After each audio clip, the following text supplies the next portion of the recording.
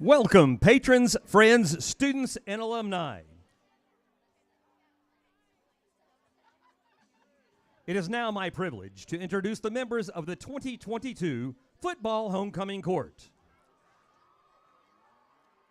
Our freshman class is proudly represented by Miss Savannah Harrison.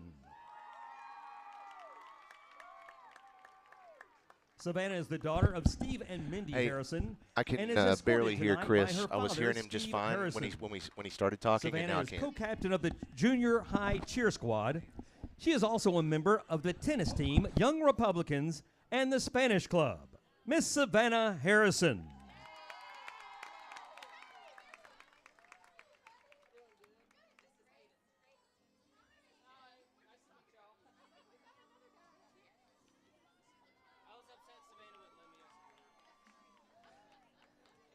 Miss Maddie McCarroll.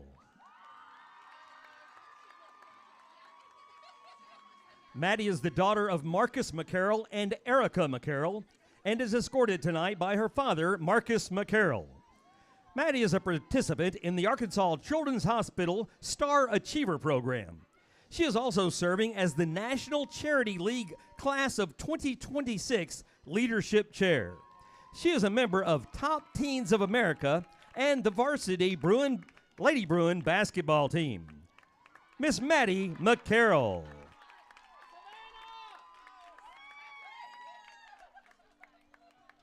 Our sophomore class is proudly represented by Miss Jesslyn Robertson. Jesslyn is the daughter of Tanya Mason and is escorted tonight by her grandfather, Dale King. Jesslyn is a member of the Medical Club, the Culinary Club.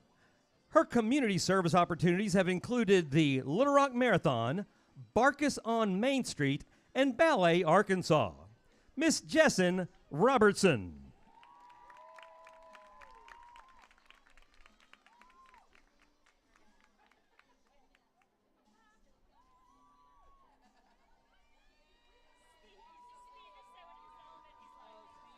Miss Reagan Simrill. Reagan is the daughter of Gregory and Erin Simrill and is escorted tonight by her father, Gregory Simrill. Reagan plays varsity soccer. She is also a member of the Culinary Club, Fellowship of Christian Athletes, and Spanish Club. She serves as a leader in Student Venture and vice president of Young Republicans. She is very involved in the Ozark Mission Project for her service work. Miss Reagan Simrill.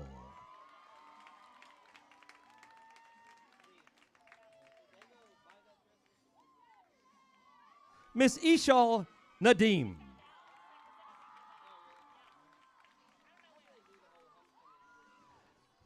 Ishal is the daughter of Ahmad Nadim Rafi and Fariha Siddiq and is escorted tonight by her father, Ahmad Nadim Rafi. Ishal serves as vice president of Amnesty International and an editor for the Veritas Literary Journal. She is an active club member of Model UN. Ishal is very passionate about human rights and awareness. She recently raised $500 for victims of the Pakistan flooding. Miss Ishal Nadim.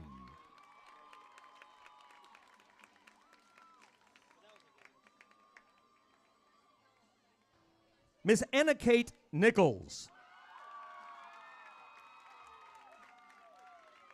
Anna Kate is the daughter of Joey and Melissa Nichols and is escorted tonight by her father, Joey Nichols.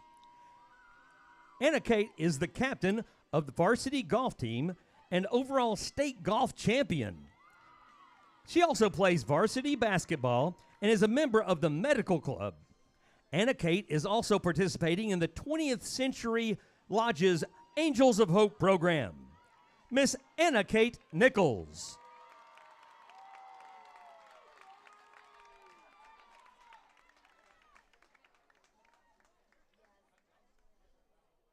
Our senior class is proudly represented by Miss Kaylin Hemphill.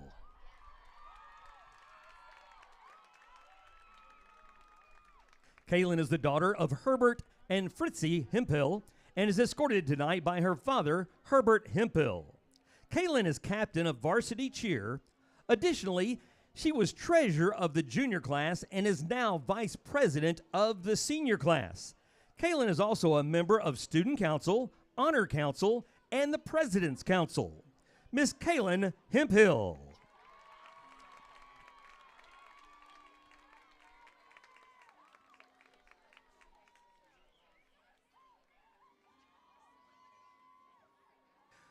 Miss Zenobia Kelly.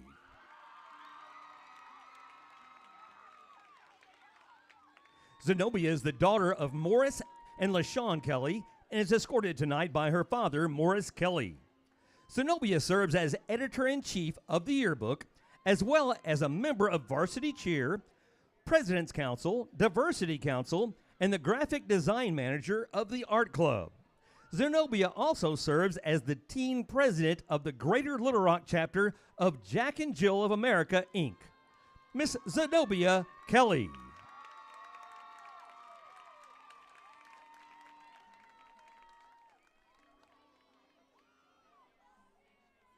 Miss Maddie Kate Pulley.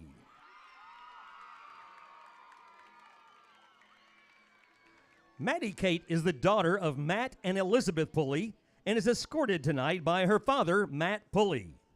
Maddie Kate has been an active member of the medical club since her freshman year. She also is a yearbook staff member. She volunteers at Children's Advocacy Center and Brook Hill Ranch Camp. Miss Maddie Kate Pulley.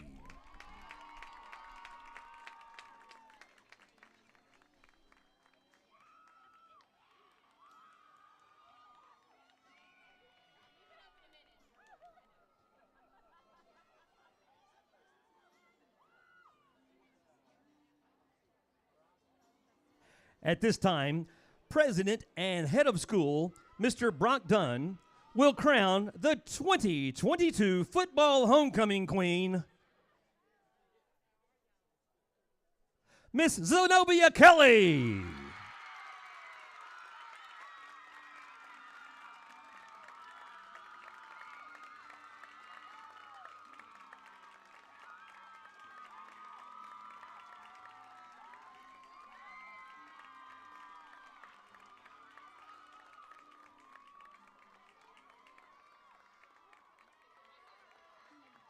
Congratulations to our entire 2022 Homecoming Court and Queen Zenobia Kelly.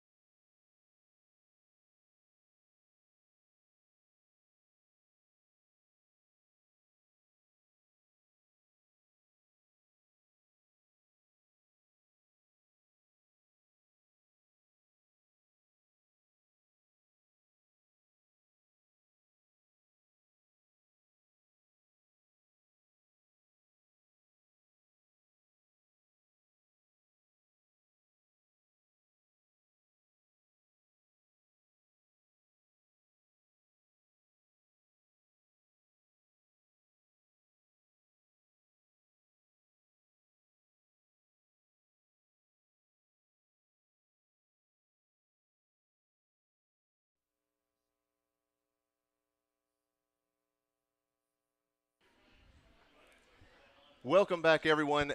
Welcome to Pulaski Academy. Tonight's game features the Pulaski Academy Bruins versus the Lake Hamilton Wolves.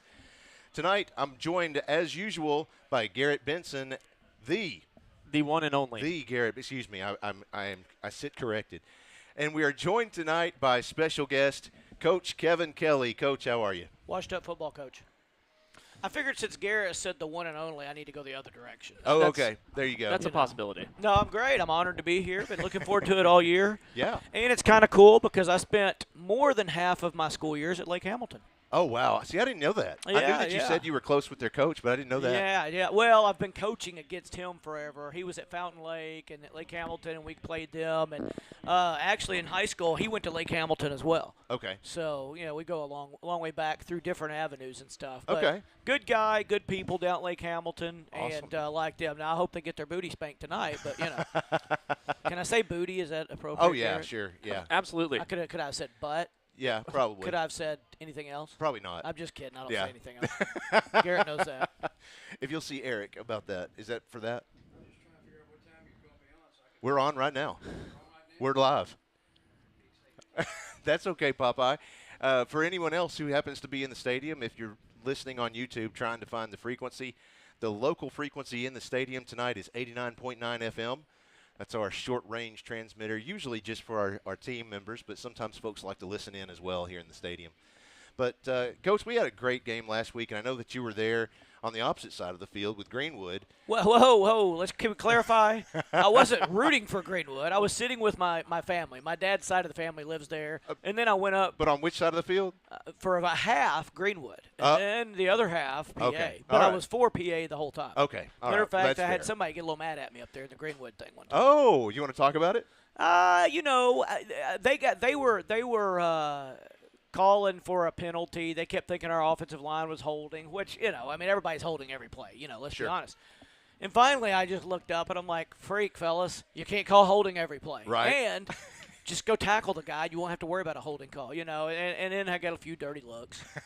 maybe a couple snide comments that I may or may not have heard and didn't want to hear, But It was okay. It was all good. Festive fun. I like it. Plus, my cousins are crazy over there, so nobody wanted to mess with them either. Right. Yeah. Well, I know the defense played lights out last week. That was my opinion. Man, what did you played think? well. I thought they played really well. What Greenwood against the run, they played extremely well. And what Greenwood does is throw the ball short, and then they'll try an occasional long one. They had a couple guys open that they didn't hit, but they were able to throw the short passes and move the ball a little bit, but nothing big. And that's why you saw both teams score quickly. Right. But then when you only march 5 and 6 yards down the field at a time, it's hard to put together 15 straight plays without something that screws the drive up, like a sack or a holding. Well, and that's a great point. I'm glad you said that because I'm going to tail back on that for tonight's game. So tonight we're facing intended. Yeah. So we're facing the Lake Hamilton Wolves, and of course they're well known for. I would almost go ahead and say one-trick pony. They run the wing tee, and they run it well, and they're just going to force it down your throat. It's one of those, Garrett said earlier tonight, 3.5 yards every single play, and that gets you in the end zone eventually. But it's a long way there. If you don't have a negative play where you've got to make 6 yards on a play. Sure. I mean, they're not great at that. They Coach Giller, and he was at Fountain Lake. He won a couple state championships doing that.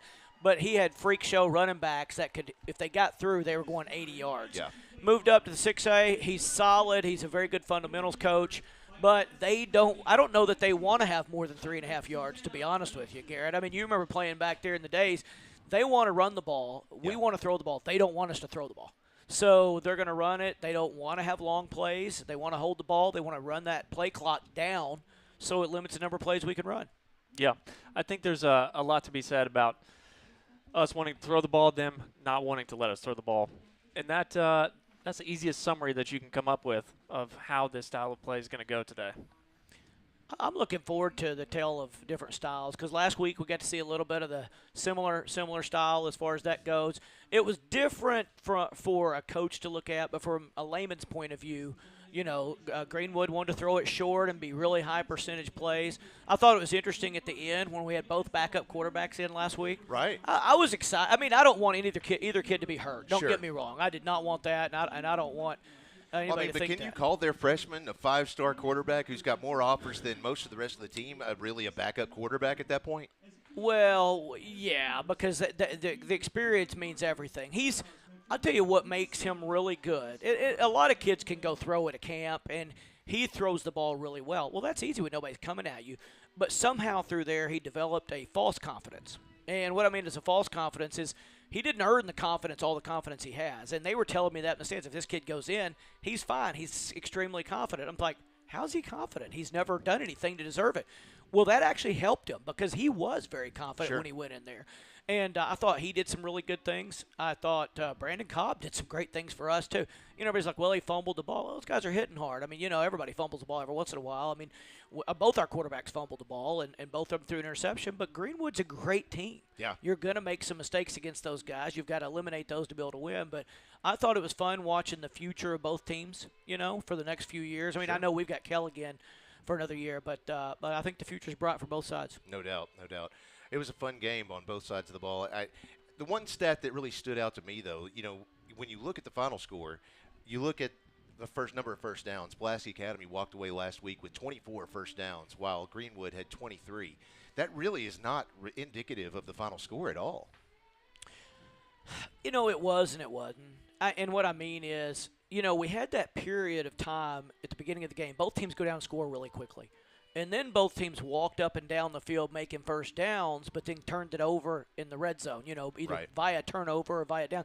So that stayed pretty even throughout that point.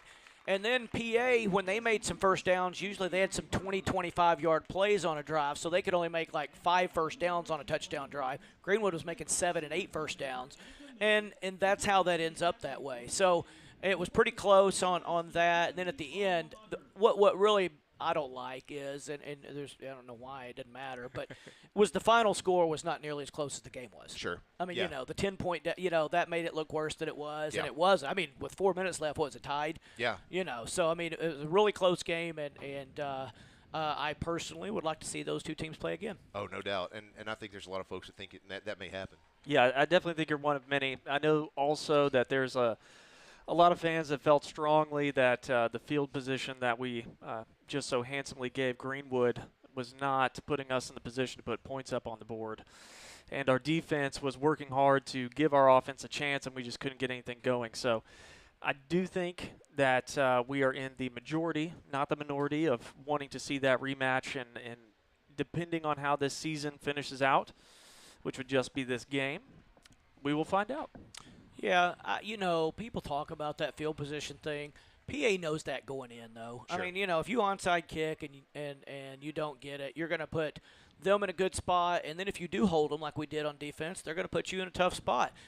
The hope that happens, and hope is not a good plan, but a good onside kick is a plan, is that, if you get one of those in a game, it's worth the times that you do. That extra possession, that turnover, which is not called a turnover in the statistics, is very much worth that field position. But when you don't get one, it does look bad. It makes you feel bad. But I don't think our kids think about it at all. I think our guys go out there and they know that's the way we play the game, just like Greenwood was not upset when they punted the ball. They know that's the way we play the game. So, and at the same time, I think if you switched it up against a good team, it'd be like, okay, so you really don't believe in this. Right. Because when you're playing the best, you want to do what you think is best. Sure. And so our guys go out there, and for years and years, that's what I've been really proud of PA kids. Everybody says, well, golly, do they get pissed because they go out there against, with only 30 yards to defend or 40 or 50. Right. No, they wear it as a badge of honor. I think they go out there and take it as a challenge. You could speak to that because you went through it, Garrett. Yeah, there was not a single time that I recall actually running out on the field and felt like it was a daunting task, like a lot of weight was on my shoulders. I felt confident enough in what our game plan was and how I had been coached that it never even entered my mind that we were not going to not get the stop. I mean, it was just something that I knew was going to happen because I believed in our system.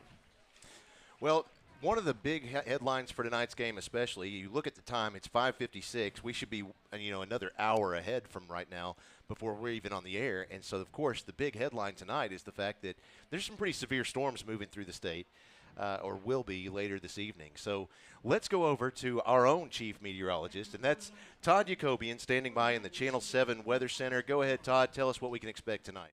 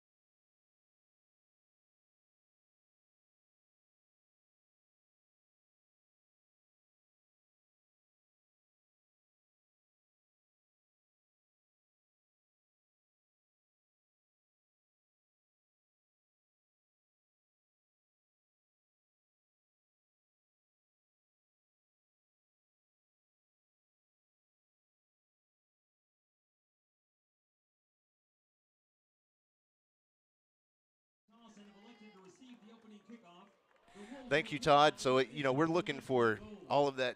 You can go ahead and open that now. I only closed it. Oh, yeah, it will. It's always a fun battle between all the different sound sources around here. But, yeah, so we're looking for, like you said, some pretty severe weather, looking at possible tornadoes in the area. And then Testing. there you go, White Hat. It's working just fine. So, possible tornadoes, some high strong winds, possibility of hail. So, again, that's why the athletic staff decided to move the game up to kickoff at 6. And hopefully we can get this one in before the bad weather moves in. I think a few teams around the state even moved them yesterday. Yeah. Some moved them earlier today. There was a game in Arkadelphia. I think they moved it to tomorrow at noon. Yeah, and then, oh, that's going to be a big one, too. Right, and then another big one, Bryant versus Conway, will be tomorrow at 7. Oh, wow. So there's a lot of folks that are saying, you've got a whole weekend of high school football if you want it. That's kind of cool, actually. Yeah, that'd be pretty fun. Just kind of drive around the state and catch some fun games. Well, I just wanted to let everybody in on a little secret here. Back when I played and for the years that Coach Kelly was here, he actually has a device that controls the weather. And if you ever played for Coach Kelly, you know what I'm talking about, because I have heard weather like this before, that it is imminent, that a tsunami is coming towards Little Rock, Arkansas, and it is going to blow PA football field off the map. And then somehow, some way, keeps it away. It is sunny, 97 degrees, not a single bit of wind, and you're out here in the afternoon practicing. Well, I really thought God likes to watch the Bruins practice. And so, I just kind of look up and things would happen the right way. It's been a great relationship, and it's been a great 30 years of coaching with God on your side with the weather. It was funny when it happened one time. And then it was still funny on the second, but then by the 25th time, it was like, this isn't funny anymore. Right. It did seem to happen a lot. It happened a lot. I know the kids all said that through the years, and I never thought about it much until I was done. And I'm like, God, it did seem to always happen a lot. Well, here's Coach Lucas right there on the screen in front of you. You can see it says, "Here's a clue: the Bruins are coming for you." And of course, clue is the theme of this year's homecoming. That's why that's there. Oh, okay. Yeah, good, you might see a lot of folks dressed up in different costumes. I saw somebody was wearing a housemaid outfit. Do they have like a candlestick? Yeah, somebody had a wrench in the side of their head. Nice. So yeah, here come the Bruins. Is there any chance Lake Hamilton mimics us and tries to onside kick us? No. I don't know. I'd say it's possible. Definitive. That's one of the things that I've noticed over the years is as we play different teams, they will try to mimic that style. They'll go for it on fourth down. They go for it on fourth down. Yeah. You see these teams who never have done that before, and all of a sudden they're playing PA, so they do it. Here's and I why. think that shoots them in the foot more than anything. Well, I think if they think that's the best way to beat a good team, then why not do it every time? Why don't they do it every time? There you go. Yeah, I don't understand it. Never All had. right. And you're What were you gonna right. say? I was just going to say literally the words that were just said, so I'll say them a different way so then I can say that I said them. Basically, what we do know about Lake Hamilton is that they are a dedicated team. They are dedicated to what their process is, and for them to deviate from that, especially with their coaching staff, I would be very surprised for them to come out and try an onside kick. Looking to the sidelines, getting ready to kick this one off is number 12, Andy Duran. And the kick is up, and it is received by Kenny Jordan on the right side of the field, tiptoeing up the sidelines. He dodges 1, 2, 3. He's across the 50, the 45, the 40, the 35, the 30, the 20, and is finally brought down inside the Caldwell Toyota red zone for the very first play of the game. Let's get Kenny to pin that ball against his ribs when he's carrying it out there. Yeah, I mean, that's one of those things everyone can improve on. He's had a heck of a year, though, man. I enjoyed watching him against a really good team in Greenwood. I mean, even the people on their side were like, I've never seen a guy make us miss that much. Looks a little bit like the Razorbacks at times. I've made a lot of different comparisons to it, and I think the best that I have is like it's like trying to actually grab water just with your hands. That's not bad. And it's just there's no way to do it. You can touch you it, can touch you can feel it. You could, yeah, you can't grab it. But you That's can't, good. can't I like grab that. it. Brandon Cobb out to receive the first snap. Quick handoff goes to Charlie Cotros. He goes up the center and toward the right. He's stopped inside the 15. I'm guessing Kenny's tired and needed a break after that long kickoff return. Everyone needs a little sip of water. It's true, but he can't grab the water. Exactly. We're accomplishing something here today. Cobb now working out of an empty set. He has 3 receivers on the left, 2 to the right, all spread out across the field. There's the snap. He rolls out the right side. He's going to keep this one. He's across. No. Almost. Yes, he did get across the 10, but not by much. I think it's a first down. Let's It'll be see. close. Oh, it'll be No. 3rd and inches. Yeah. Oh, no, excuse me. The white hat says Yeah. move the chains. So that is a Holloman and Associates first down. I love that they're going no running back with Brandon to show that they have faith in him and not trying to play too conservative. No doubt. He has the snap. Quick little shovel pass to Kenny Get Jordan. I'm not sure he got in there, but let's see what the – He's in. yes, the official says touchdown Bruins. Well, that took every bit of a minute and 16 seconds. Wow. What a way to start the game. Well, great kickoff return from Kenny. He was supposed to, their coach to run and get as much as you can and get out of bounds. And he was about to go out of bounds, and he saw that I've got an opening right there. And he's always got that green light, of course, and he took advantage of it. It's a good way to start a game in a big game like this where so much is on the line. Cobb working from an empty set. Has 1 receiver on the left, 3 receivers on the right side. There's the snap. Rolls out to the right. Looking for a receiver. Throws it into the back of the end zone, and no good. That was intended for John Mark Charette. Well, it was caught. John Mark must have been out of bounds because he made it was a nice throw and catch, and he did catch the football. I think he dropped it and it bounced and he grabbed it. Oh, really? Yeah. Okay. That's unusual. Yeah, it bounced like right in front of him, and he was able to snatch it. And that's one of the hardest habits to break as a receiver because as a kid, catching a ball, you let it come across your face, and you catch it basically on your other shoulder. And in that swift millisecond of time, you can lose focus on the ball, and that will make you drop it. I can say that safely because I dropped many balls like that once upon a time. Many is very relative. I would not say you dropped many. Not in It probably felt like it. no, in practice. Oh, I Oh, got you. sure. Yeah, you dropped them all the time in practice. I'm kidding. That's a joke. No, I would like everyone to know that my face is totally. I'm smiling right now. These two haven't quit doing like this since they walked in the booth. It's been fun. I think we did this a little bit when Garrett played for me, if I remember I would correctly. imagine. That Maybe sounds once about or right. twice. I'll not tell you the worst story and the best story, but one of the best stories included Lake Hamilton. Well, there you go. One of the worst stories also occurred in Hot Springs on a kickoff. Oh, okay. Yeah, well, that one I Let's blocked save that one. out of my mind. Let's get this onside kickoff and really make this tough for Lake Hamilton. 10 minutes, 44 seconds left in the first quarter. Bruins lead 6-0. Here's John Mark Charette with the onside kick. Oh, a nice bounce right in the right time, and it goes straight into the hands of Justin Crutchmer. Justin Crutchmer, of course, one of the ones that you're going to want to watch. But, he is actually an outstanding wrestler as well. Oh, really? Yeah, absolutely. His dad is the wrestling coach at Ouachita Baptist University. Oh, wow. And He looks like a wrestler. He is. He's participated on the Arkansas national teams a few times already. Nice. Yeah, He's you're a going to really be. nice kid. We're going to be saying his name a lot, and you're probably going to notice there's only going to be a few names that we're going to say based off of how they run this offense. So, coming back straight from the 1980s, here's the wing tee, and just like that, we have a reverse handoff Double to Evan handoff. Payton. That's a staple in the wing tee. give it everybody going one direction, bring it back to it's a little quick reverse. You just give everybody one step over pursuit, and it gets them just enough to pick up a 13, 14-yard gain. So in the last game, Evan Payton only touched the ball 3 times, and he played the whole game on offense. That was Preston Spann with the stop.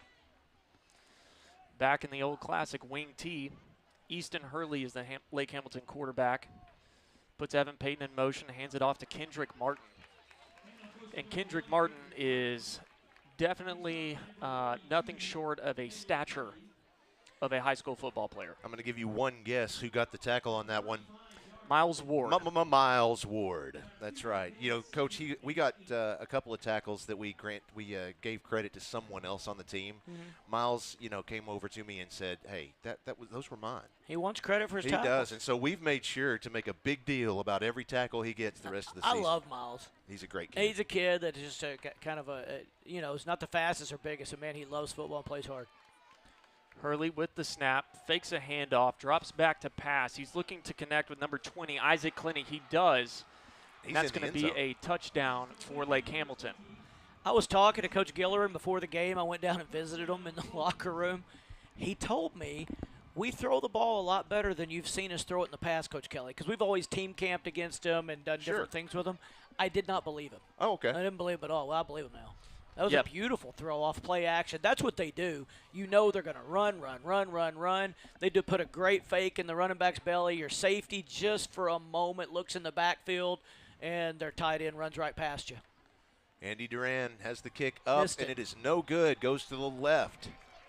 So a tie ball game here, 6-all, with 9 minutes and 30 seconds left in your first quarter. If you're joining us for the first time ever, folks, you'll notice that we do describe each play a little bit more in detail than you might normally see on a televised broadcast, and that's simply because we have a lot of fans who are blind or visually impaired, and we want them to be able to keep up with the team as well. Wouldn't it be odd if last week everybody thought it was going to be a shootout with Greenwood, right? And it started off fast, just like this. Touchdown within the first few minutes, and then it was silent. Wouldn't it be odd if this was the shootout when nobody thought it was going to be the shootout? Seriously.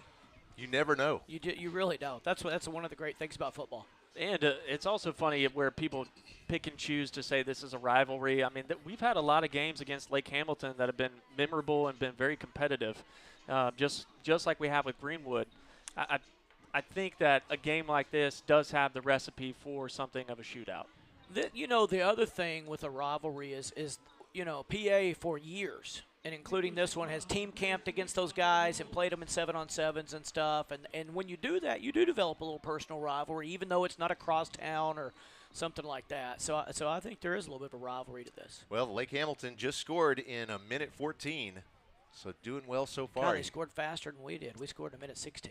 There's the kickoff, and it's going to be received by Kenny Jordan on the far right side of the field. He's going to cut back toward the center, trying to find somewhere to go, get some blocks.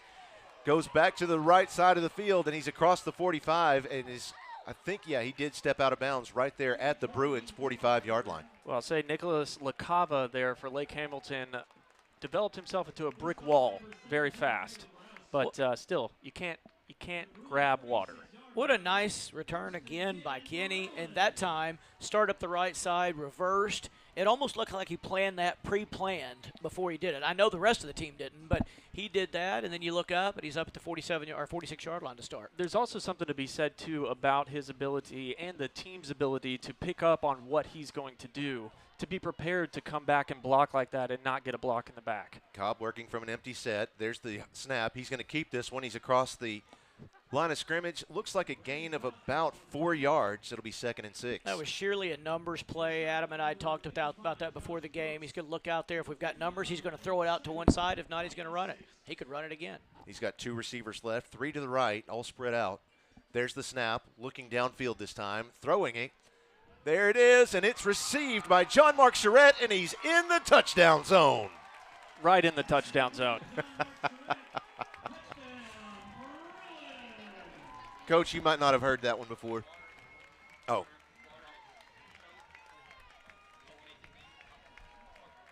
But, Coach, you might not have heard that one before. That was actually an amalgamation of course, touchdown and end zone, which I made a mistake saying that a few years ago, and it's just stuck since then. I forgot about it until Christina actually reminded me about it a couple of weeks ago. Going for 2. Here's Cobb. He's looking for a receiver. He might just keep this one. He's in there himself for 2. What a beautiful throw, and then to follow it up on the 2-point with a beautiful run. That was a nice run where he had to cut back. He had to, he was designed throw, but it's always run-pass option on those rollouts, and he did a nice job seeing the end zone and getting it in. Well, going to our Ron Jones RE/MAX Affiliates Realty Live fan feedback, this one going specifically to Josh Holloman. It says, great start, Bruins. Go 41, Josh Holloman from Mom. Justin Charette has an opinion on the wing tee, and he says, worst type of offense to play. All right, very strong opinion. Right. You heard it here first. Justin, good to have you along with us again. Wonder where he's stationed now. Last I heard he was at Fort Benning, finished at school, but I think, I think he was going to go to Texas, but I know he's going to Romania here in a couple of weeks. okay. Well, there you go. Best of luck. Thank you, sir. Jim Cool. taking care of us up here. John Mark gets to score the touchdown, then gets to trot out there and kick a kickoff. Not many guys get to do that these days. Kickers are more and more specialized, even in high school.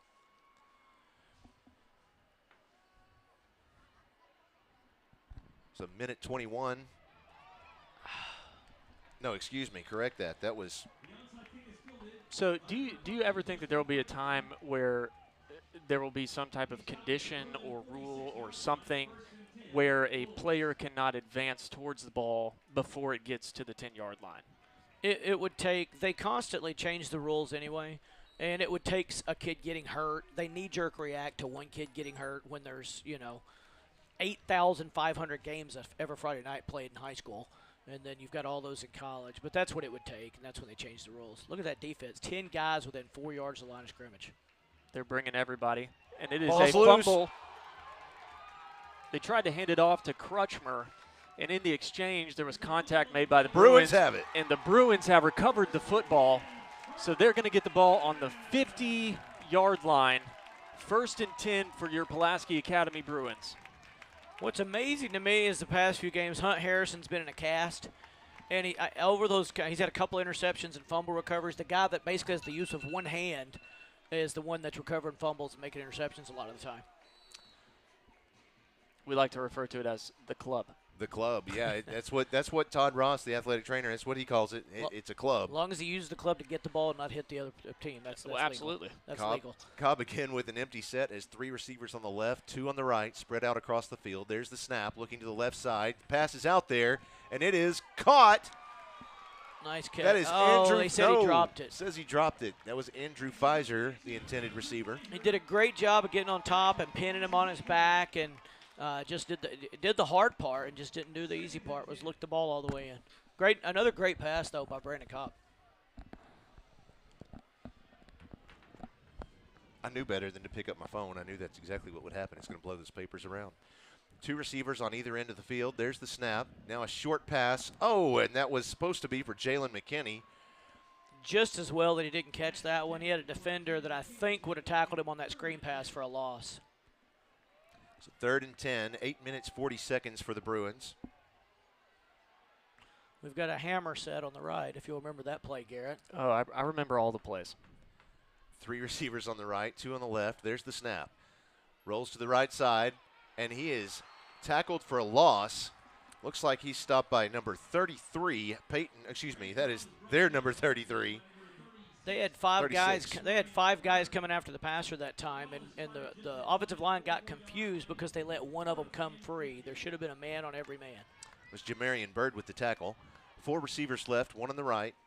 Lake Hamilton has dropped everybody back in defense. Looks like they're only going to rush 3. I bet PA goes to the single because he's by himself over there with no help. Comeback route to the right, to my guess. There's the snap. Looking Nope, to the left that is side. not what Pass it goes is. straight out there, and it's caught by Jalen McKinney. Oh, it's so close. Let's see where they spot it. Oh, good spot from that side over there. Yes, it is.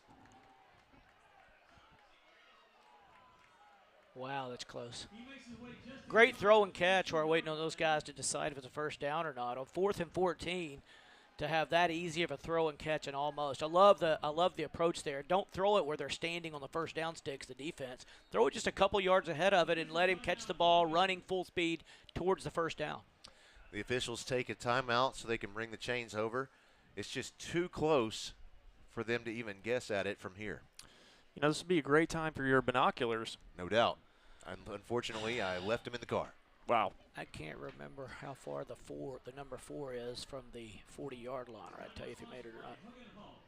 This is a Hug and Haul official timeout. Looks like they are short. Golly. That's correct. So the ball will turn over on downs at the 41-yard line.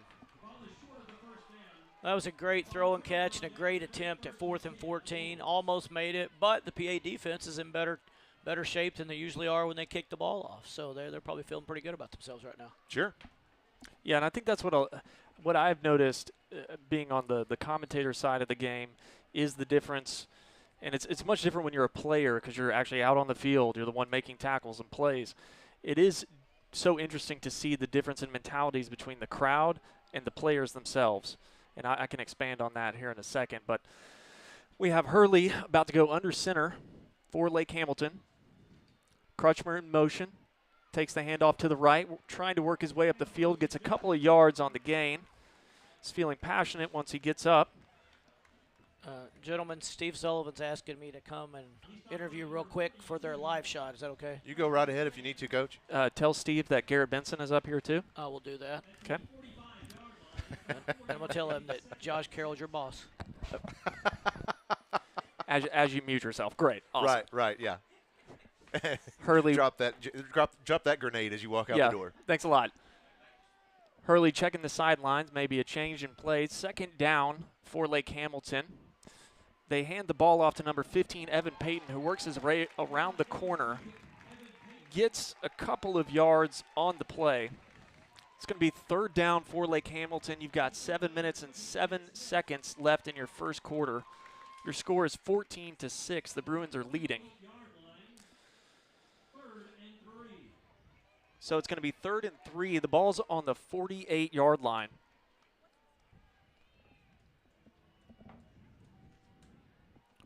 So we'll see what Lake Hamilton comes out with here.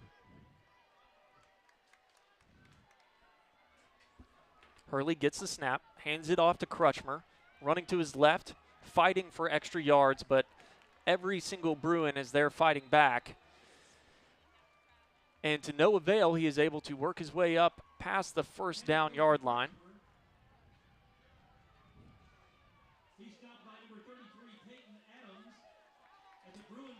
Peyton Adams made the stop for the Bruins. It's going to be 1st and 10 for the Wolves here.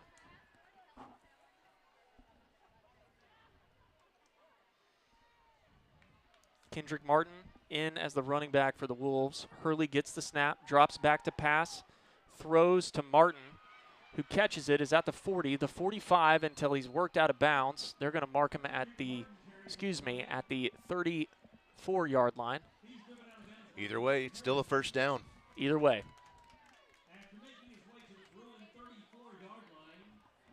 So once again, we do have another 1st down, except for our clock is going to stop running. 6:06 left in the first quarter. Bruins lead 14-6. Crutchmer in motion. Hurley back to pass, looking downfield. Yes, sir. And he tries to connect with number 15, Evan Payton. But instead, Walt Smiley was there to say no, no, no. It's a no-fly zone back here, and Walt Smiley is the air traffic controller. 2nd down for the Wolves. One of the things that's frustrating, and I heard that I didn't hear it myself, but the Lake Hamilton broadcast crew and I were talking before the game, and they said that Greenwood made some snide comments about how their quarterback goes to the sideline every time to get the play. There's a double reverse. Evan Payton eventually gets the ball. Gets 4 yards on the play. Well, I think they're look, any system that does not use the system that you are used to is going to be open to criticism from that opposing team. So yeah. I'm sure there's a lot of people, especially in today's game of football, that are like, why are you running to the sidelines? And that's just how they do it. Yeah. 3rd and 8 for the Wolves. Ball's on the 32-yard line. They're working from left to right. Kendrick Martin gets the handoff. He's able to get a few yards, and that is how the Lake Hamilton offense works. It's a slow but steady grind. He's stopped this time by Romello Bell. Just inside the Bruins 28-yard line. It's 4th down. 4th down for the Wolves here. The Bruins looking to make a stop.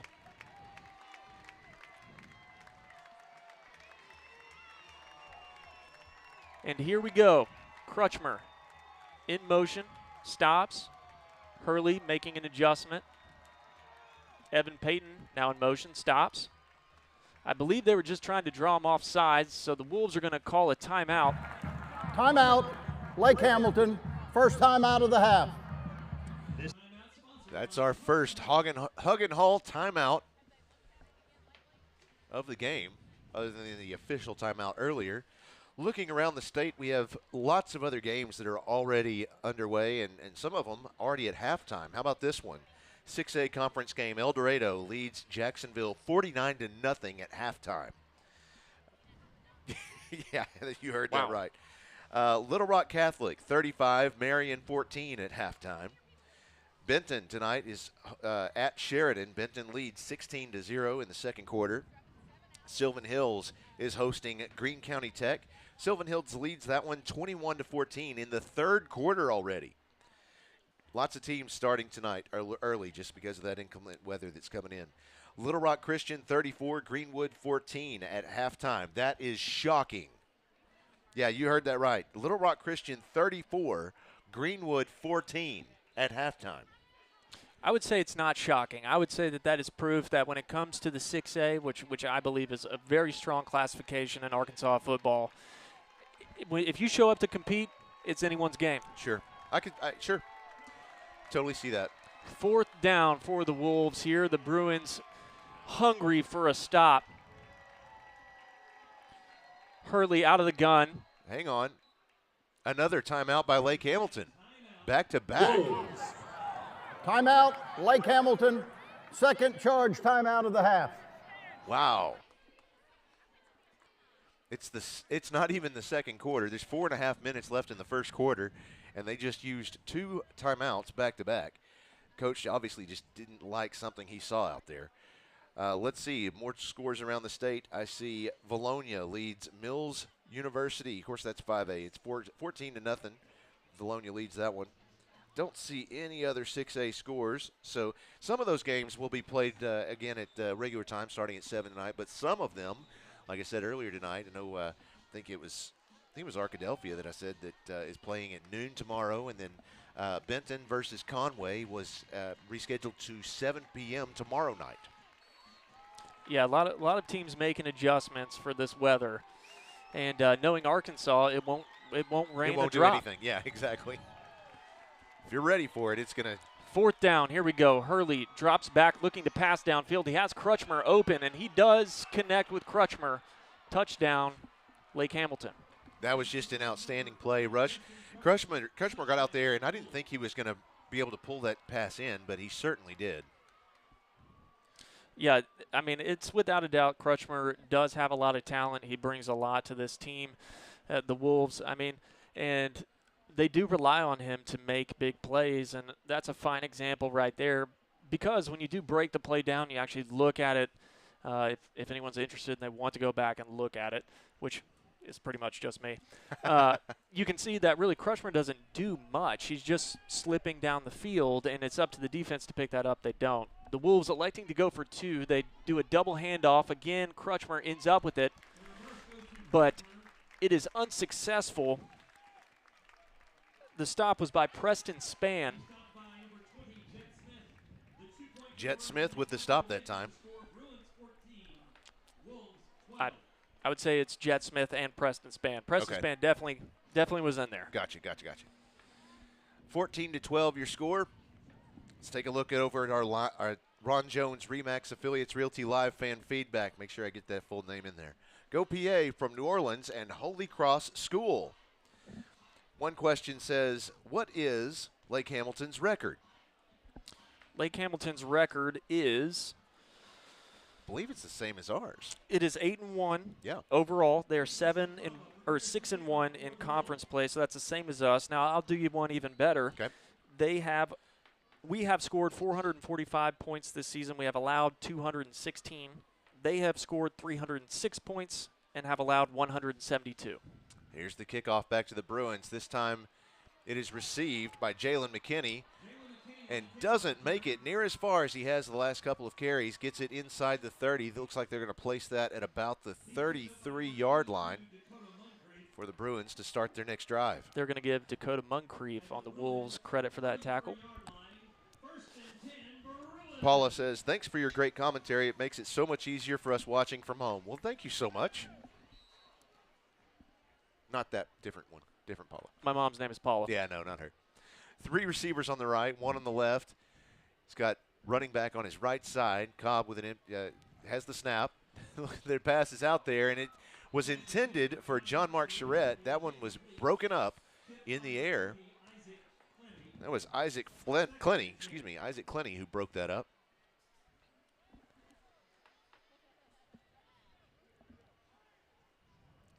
Looks like this very identical formation, except he now has the running back on his left side. 1 receiver left, 3 on the right. 4:23 left in the first quarter. There's the snap. Going deep downfield, a little too deep. Receiver could not get there. That was intended for Jalen McKinney. Yeah, it was just a little bit overthrown, but then again, Jalen McKinney did take a little bit longer than normal to get off the line. So, good shot downfield, just didn't connect. 2 receivers left, 2 to the right. Kenny Jordan in the running back slot on Cobb's right side. Now he steps up to the line on the left. There's the snap. Has all the time in the world. Throws the pass out there, and yes, that is Kenny Jordan with the reception. And it puts him, let's see, yes, he's inside the Caldwell Toyota red zone. Love the call by Adam Thrash right there, running the tailback out of the backfield. I mean, it's hard to guard. I mean, you just don't see it much, running deep especially. They run bubbles and stuff like that, but that was a great decision and a great throw. Same formation, 1 receiver to the left, 3 on the right.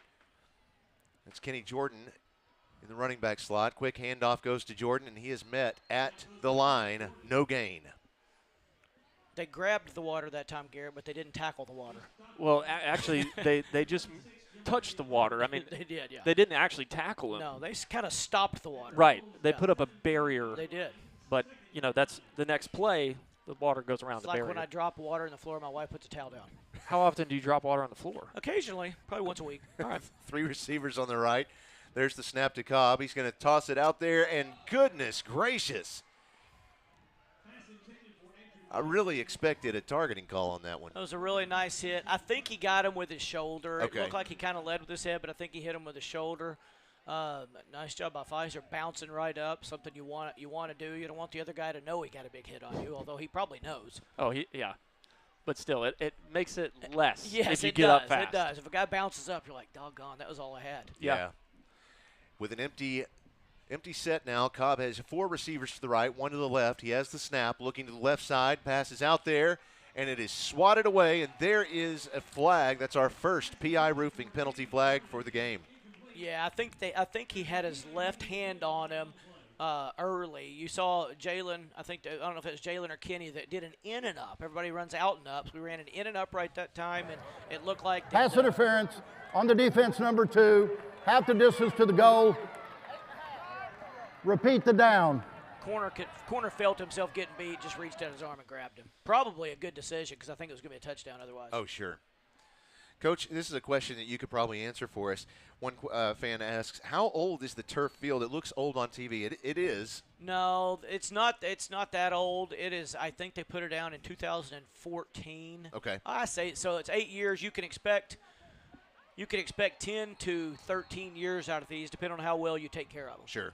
Well, I know the plan is not next year, but the following year we get a new one. Oh well, then that would be doing it at the earliest time. Yeah, you, the you 10 just- year. You Yeah. don't want to replace it before 10 years, but that would be 10 years. Yeah.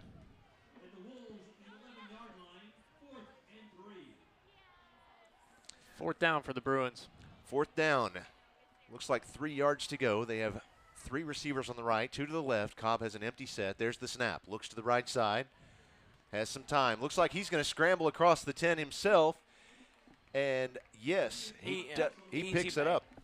Easy make. I didn't know if he was going to make it when he went. There was one defender he had to beat right there. And Brandon's kind of, he runs the ball better than I thought he would. You watched him last week against Greenwood, and then tonight he's had a couple of good runs.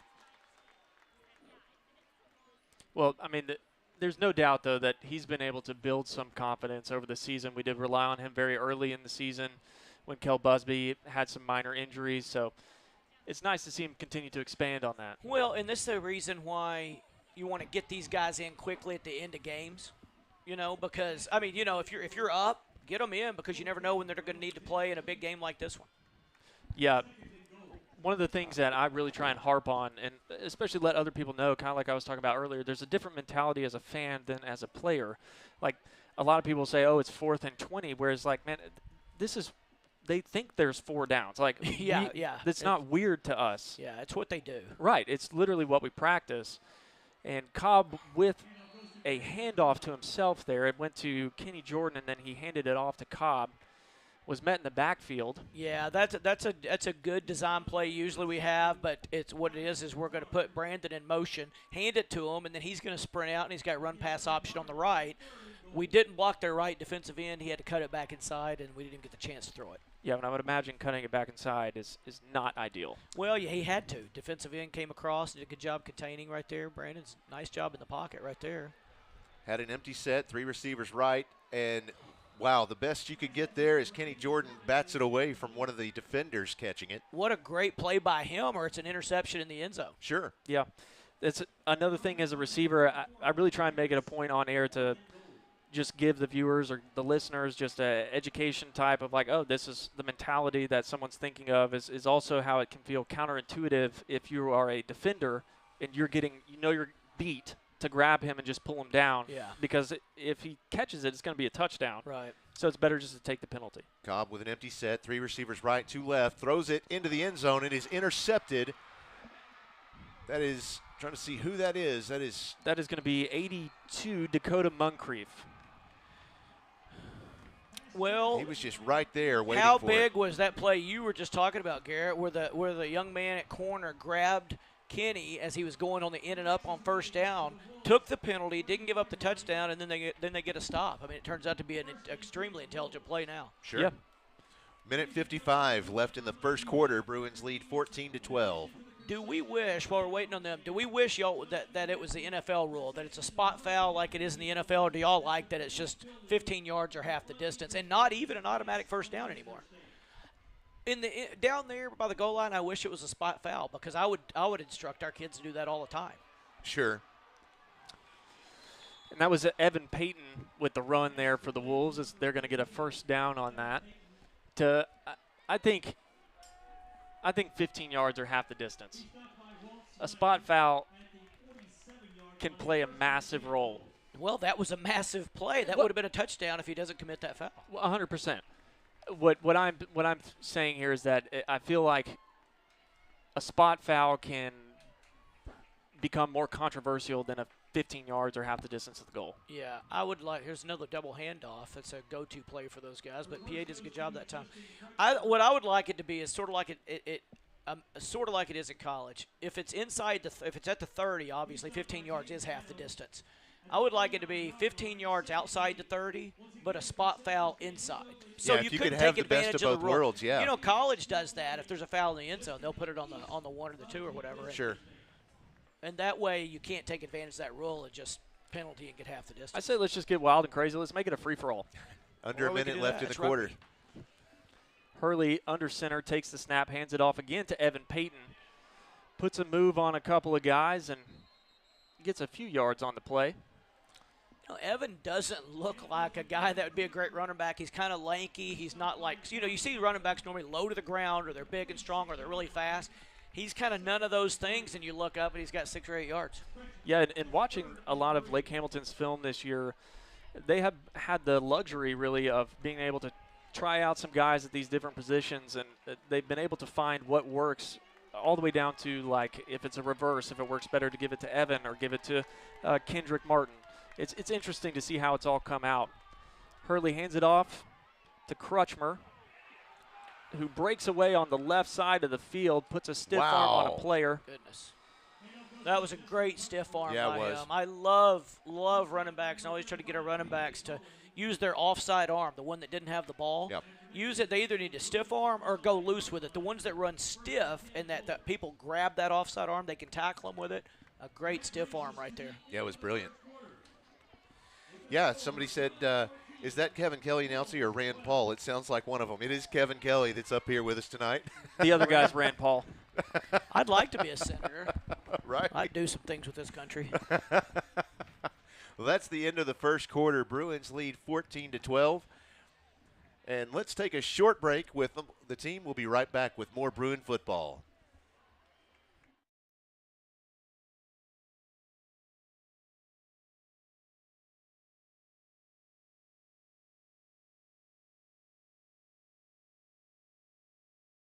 Corey is a prime example of a fantastic student athlete with his impressive academic and athletic accomplishments.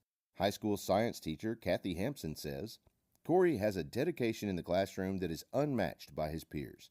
He is consistently striving to learn all he can every day. His diligence spills beyond the classroom and onto the football field. Corey has been a part of the President's List since 9th grade. He plays varsity football as an offensive lineman and spends his summer assisting patients with physical rehab for their spines. Please join us in congratulating Corey Park, the Bowen Heffley Orthopedic Student Athlete of the Week.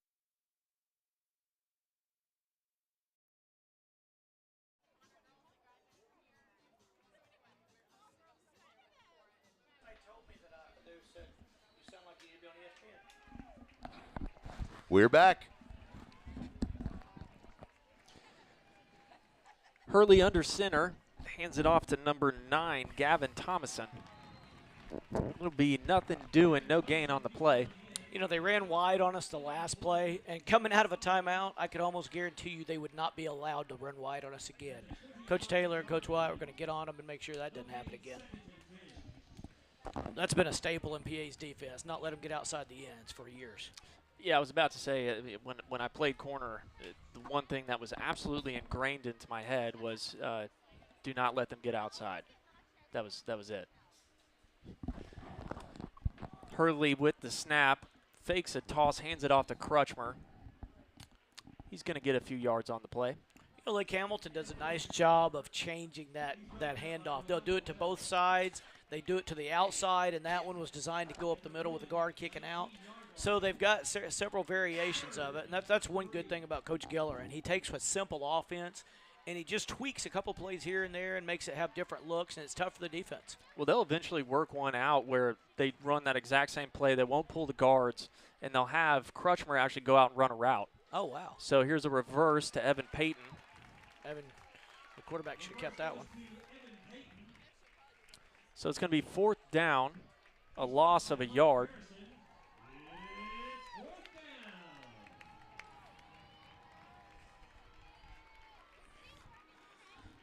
Another big 4th down. We have had 4 big 4th downs already in this game. PA's had 2, Lake Hamilton's had 2, and both of them really are going to be plays that are looked back on at the end of this game, and you either won or lost the game on these things. Oh, yeah.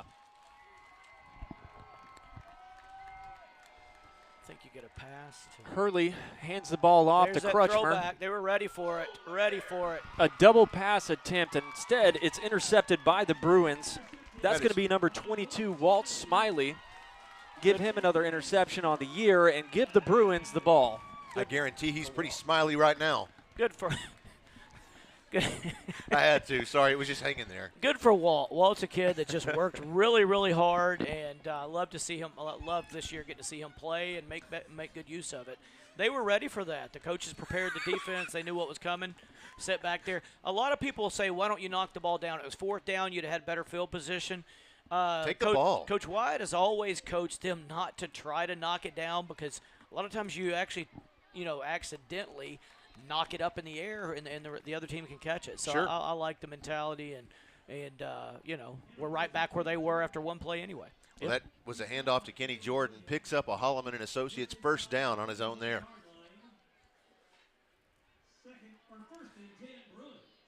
Cobb has Jordan on his right side, 2 receivers on both ends of the field. Another handoff to Jordan. It moves to the left side. Here's a PI Roofing penalty flag on the play. Hope that's not one of those drive-killing holding penalties. PA does as good a job as anybody is overcoming them, but, man, it's just really tough when you put yourself in a bad situation. I would say this year that we have also done just about as good as anybody is getting those penalties. Holding on the offense, number 65. That'll be half the distance, or 10-yard penalty. Repeat the down. It's our best offensive lineman there, isn't it? Yeah, Alan Thomason, he certainly is. It's tough because, I mean, literally, and everybody says it, but it's very true. The rule is so wordy, and it becomes very subjective for the officials. You could call it every play if you wanted to, or you could never call it. He has 1 receiver, now 2 receivers left, 3 to the right. Under pressure, he throws it. Oh, and it looks like it was received, was it? No, it was a screen. It was incomplete. Ah. It was John Mark Charette was the intended receiver. So it is something to note that Lake Hamilton does have a lot of players that do play both ways, which is something you don't see a ton in high school football much anymore. No, not at this level, not in the 5A level and up especially. Oh, what a nice play. I thought he was going to catch that. I did too. That was intended for Tyson McCarroll. What you want right there out of your receiver, and Garrett will say this for the people that are on, and even NFL guys don't do a good job of this, is right there Tyson had him beat and was on top of him. You actually want Tyson to slow down, get the defender on his back, and extend his arms where the defender can't get to the football. And one of the things I didn't grasp onto until much later was that it doesn't matter if you catch the ball then. You just need him to jump on your back to potentially get the personal foul.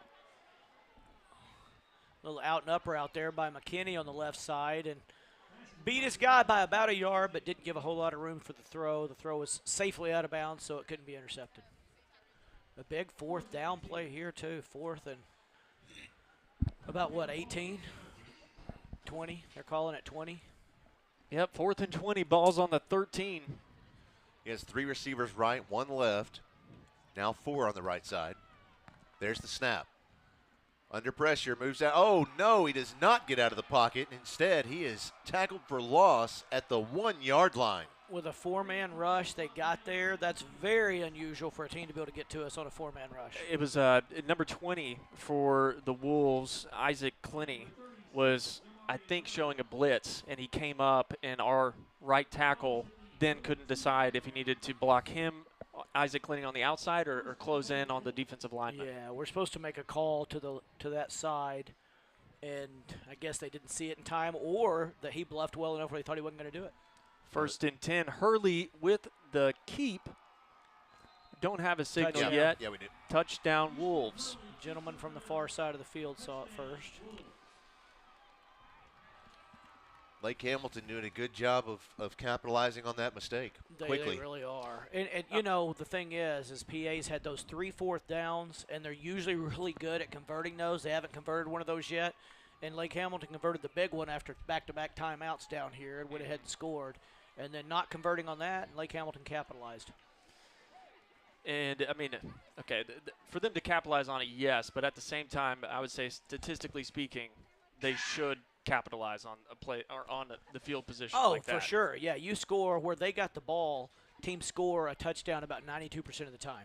Hurley dropped back in the pistol looking to pass, was able to connect with Isaac Clinny, the senior linebacker, running back, tailback, wingback, fullback crossover. That's tough for a defense right there on the 2-point. They run the ball. You know they run the ball. They do a great play action, put it in the belly of the running back. Everybody comes in, and then the quarterback pops up with the ball, and nobody's back there covering the guy in the end zone.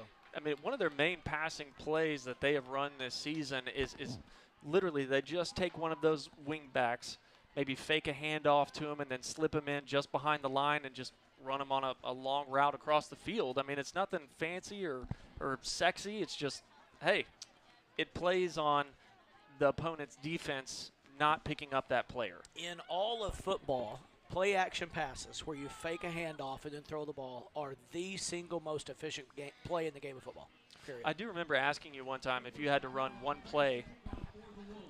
Basically, it was like a 4th and 1 or something on the goal line. I don't know. You had to run one play, and that was it. What kind of play would you run? You said play action. Yeah, play action would be the best. Everybody thinks you're going to run it on the one. Everybody comes in just like that. The difference is you need to have your receiver do a block and then a route out of it. And then everybody takes their eyes off of him once he does that. Nice low kick this time. Hits the turf. And McKinney's able to pick it up and makes his way across the 30-yard line. I don't know why I wouldn't kick it to either one of our guys back there. I'm not kicking it to Kenny. I'm not kicking it to Jalen. Right. I don't want either one of those guys in the open field. Right. Either send it all the way through the end zone or I'd kick it short. in the middle. Squib kick. Yeah, squib kick. That's what I would do. I mean, he's hurt him. Here we've got the ball across the 30 again. That's great field position. Cobb now with an empty set.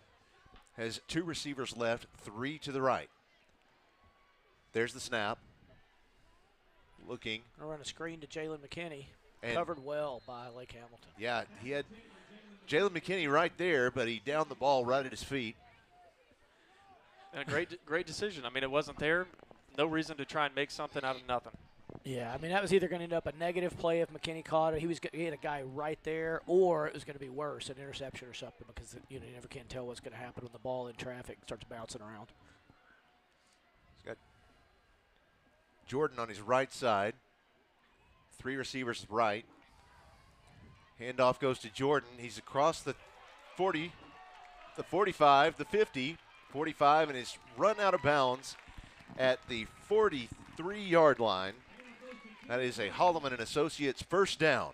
One of the things that I really enjoy about Kenny Jordan and the way that he runs is that he understands that there's a point in time just to go out of bounds. Yeah. That the fight for the extra yards is not worth it. I don't know if the coaches are still coaching that, but I taught that for years. Don't take a hit for a yard or an extra 2 yards. We'll make those yards. He made 25 yards. Do you need a hit for 26? And you're healthier. That's an old Bobby Bowden thing. Wanted the guys healthy on the next week, so he told his guys the same thing. Cobb kept on that play. He ran out of bounds at the 40-yard line. It's a gain of 3 yards, so it's 2nd and 7. 8:41 left in the half. Wonder how many of our viewers even know who Bobby Bowden is. That's a good question. Folks, Texas, tell me if you know who he is.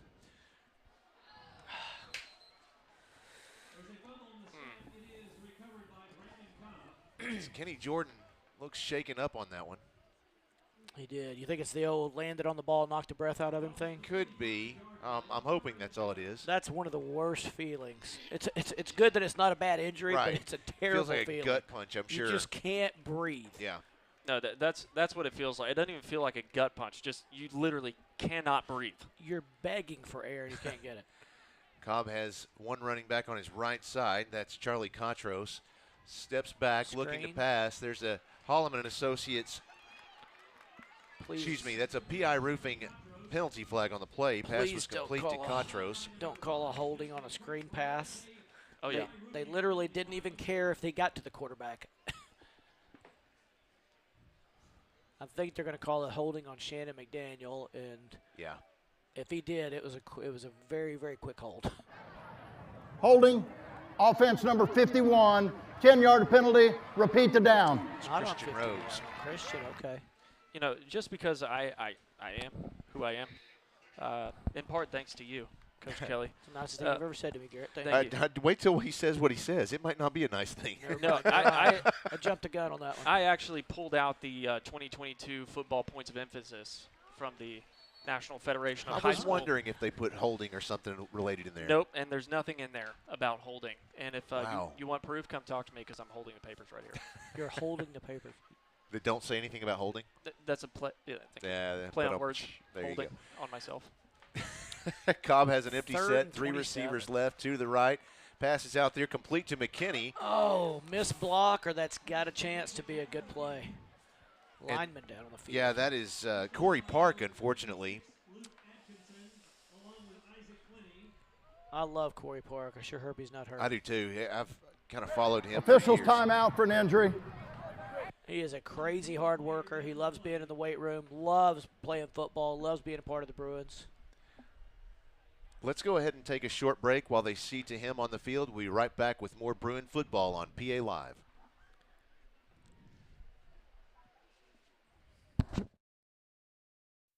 This Friday Night Spotlight is brought to you by Caldwell Toyota.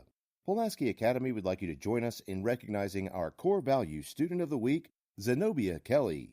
Zenobia is involved in many school activities and clubs like the Pulaski Academy Cheer Squad, and she serves as editor-in-chief of the yearbook. She's been on the honor roll for all 4 years of high school.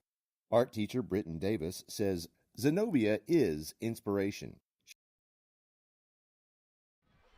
All right, we're back a little early. They got out there, and he walked off the field, so it's going to get seen to by the athletic trainer on the sidelines. Looking to find a receiver. He's going deep this time, and did he have it? No, he says no. He caught it out of bounds. Great Wait, job. they're talking about it. They are. He got it. What a They're going to Yes! get it to him. Oh, my goodness. What a catch. It was a great catch. It was hard to tell if he knocked him out of bounds before he came down because he jumped up to catch it. Yeah. And you can do that. You used to not be able to do that, knock them out of bounds while they were in the air. They would say, would he have come down in bounds? But not on that one. Great job on 4th and 27. 7:28 left in the half. Cobb has 3 receivers left, 1 to the right. Quick handoff goes to Jordan. He's up the middle. Probably still a little tired from the last play. I would imagine so. He stopped at the 21-yard line. We'll bring up 2nd and 6, I believe.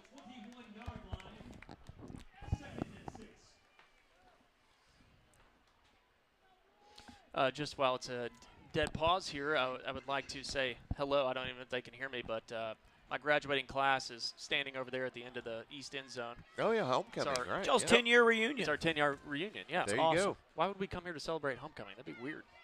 There's the snap. Jalen McKinney with the carry. He is inside the 15. That places the team in the Caldwell Toyota red zone. The 20-year class is here as well. Oh, and there's Corey Park coming right back in. I saw Scott Hilburn and David Muncie and some of those guys. I saw Jason King, your classmate, down there a while ago. Well, I mean, yeah, you can't miss Jason King. I can see him from here. But seriously. Oh, I believe you. I'm just saying, was that meant as a compliment or? Absolutely. It's One of just my- a fact. He was one of my best friends in I high just school. thought you were saying he was just a large guy. Well, he is a large guy. There's no doubt about that either. Not as large as he used to be. Cobb going into Touchdown. the end zone. Oh, I called man, it. I just jinxed us. barely over his head. You want the receiver to not stop and turn around right there. You want him to run through the catch. They showed. You remember that the sports science they had on ESPN? Yeah. They showed that you're faster running through the ball than you are stopping and diving for the Wow. ball. Because at that moment, it's gravity pulling you down rather than your legs propelling you forward. Sure. And it looks like Coach Lucas urgently called a timeout there. Timeout, PA. First time out of the half. It is their first time out of the game for PA. Oh, while you were being interviewed and being told you should be on ESPN, the Lake Hamilton Wolves decided to use 2 of their timeouts back to back. I know. I was not paying attention to my interview, and I was watching that happen. And I was like, what? Now, I will say, if you do that, you better make the 4th down, and they did. Yeah. But, yeah, if you don't, that's kind of a what did you do both those times when you were doing all that talking to your guys and decide what you're going to do, and you didn't make it. So, but they did take advantage of it. I love that this game's turning out like probably – if you're just a viewer, you wanted it to be. Maybe not. Maybe not as us. We want to blow them out, but it's what you wanted it to be. A great high school football game, great crowd, great night. The weather's holding off on us. Yeah, I've had the joy of just reminding some people of the positivities, of when the PA offense puts up 500 yards in one game, and we only won by 40. That we still played really well.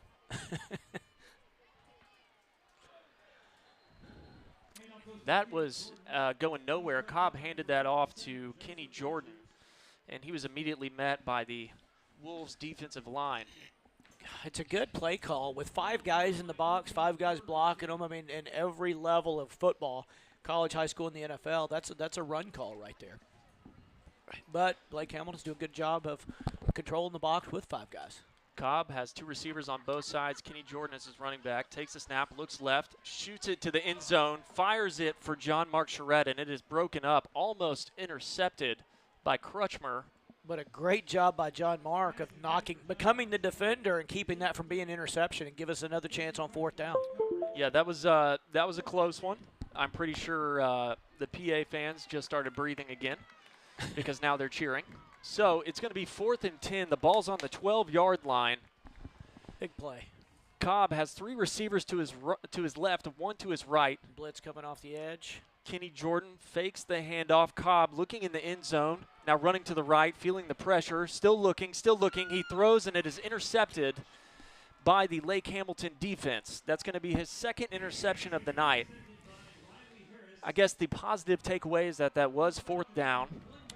Yeah, he had to throw the football. Right. He was scrambling, and you coach your guys. I mean, at least he learned. Last time Exactly. he took a sack on 4th down, you can't make a 1st down or a touchdown taking a sack. So he had to throw the ball. Right. He did.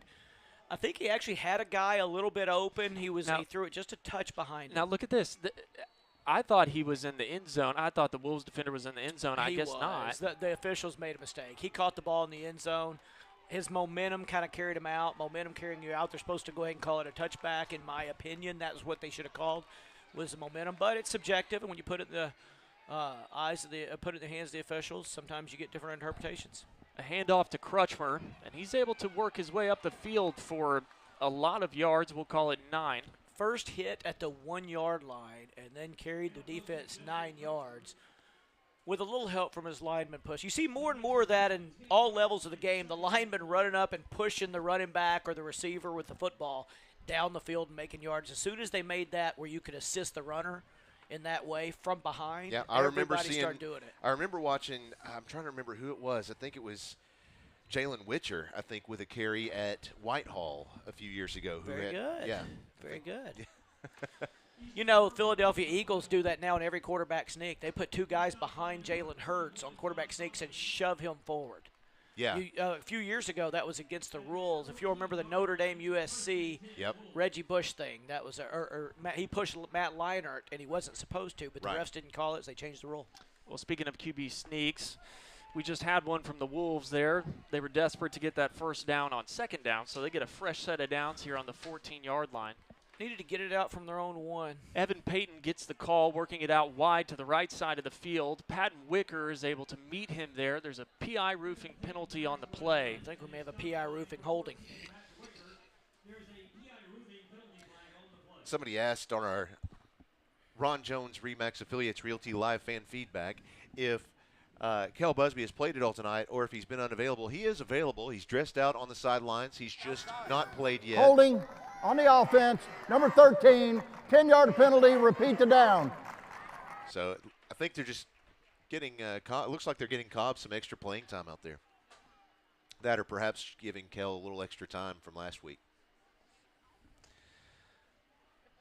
So the Lake Hamilton Wolves are going to be backed up a little bit. They're playing in the shadow of their own goalposts here. The Wolves are not equipped to overcome these penalties. Like we were talking about, they would make 3 and 4 and 5 yards, and you put them in a 1st and 15 instead of a 1st and 10, it's a lot tougher for a team that doesn't throw the ball. A lot. Hurley under center. Crutchmer in motion. He hands it off to Crutchmer, working it up the left side of the field. He's able to get it back to the original line of scrimmage. It's going to be 2nd and 10. You know, right now going through Coach Gilleran's mind is probably the fact that he would like to move the ball enough and keep PA from getting another possession before. Because PA, if they have 30 seconds, that's plenty of time for them. And I'm sure he wants to make 1st downs, but he sure does want to hold that ball. Hurley under center in the wing tee. Drops back for a pass, looking to his right. He was attempting a pass downfield, but instead, what is left of the club and Hunt Harrison decided that ball was going to go nowhere. Hunt Harrison had a chance to intercept that ball. It would have been crazy difficult because he was rushing the quarterback, and the ball's coming 100 miles an hour from about 6 feet. Yeah. But what a great knockdown, and to put them in 3rd and 10 is exactly where you want them to be. So Romello Bell's going to check back in the game. I like the situational substitution. Put him in to rush the quarterback. You know it's a passing down. They're not going to go for it on 4th down, so they've got to make all 10 yards. 3rd down and 10. Ball's on the 14. Here's the snap. It's a low snap. Hurley picks it up off the ground, fires the ball downfield. He was looking to connect with Isaac Clinny, but instead Patton Wicker decided that was not going to happen. Well, the difference between, he would have had time and that was open for a second, but he had to pick up the football off the ground with a low snap. That messed up the timing of the play. And, I mean, you never know when one little thing that people don't really pay much attention to causes the difference between a punt or a 1st down. Yep. Good break for the Bruins. Now they need to take advantage of it. So our Ron Jones Remax Realty live fan feedback from my personal phone. A previous player of Lake Hamilton wants to know if you, Coach Kelly, remember the 2009 game when Lake Hamilton came to PA. I do remember it. I remember they won it with less than a minute left. I remember that they won it on the east end of the field after we fumbled the ball going into the end zone to give them a chance. We were up by 5 at that point. Yep, and my grandfather got a great view. Your grandfather, who was awesome, he came to me before the game and he wanted a chair. He wanted a chair for your grandmother and him. And he wanted to sit at the end of the field because he had 2 grandsons playing in the game, one on our team, one on Lake Hamilton's, and did not want to show favoritism for 1 second. Didn't want to be on one side or the other. That's fun. And the beauty was Grandma sat on one side for half, and he sat on the other. He split the goalpost, and then they switched at halftime. I love it. That is how they worked. That was awesome, by the way. I mean, he literally he was so – I was like, nobody's going to care, Mr. Benson, if you go sit – Coach Benson, if you go sit up in the stands and move over at halftime. He did not want to be on one side when the game was over and one guy won and one guy lost. Yeah, that's what made him different. That's what made Buddy Bob Benson is that he cared. And he was a unique guy. That's why he's got things named after him at Ouachita Baptist University. That's how it works. Great football coach. Cobb with the snap. The pass is tipped up, and it is another interception. Moncrief for the Wolves picked that up, and he's going to take it back for a touchdown. So just like that, the Wolves, unable to score on offense, find the ability to do that on defense. Well, a tip pass at golly, those are just always trouble when they go up in the air. If they go down, like when Hunt knocked this one down, you get lucky if it goes down. If it pops up in the air, what a great job by that defender coming and stepping in front of the receiver because the receiver is running away from the ball because of the pass route. It was just tough to deal with. It was tough break for the Bruins. Great job capitalizing on it again for Lake Hamilton. Both guys having trouble getting 11 guys on the field right now on the sudden change.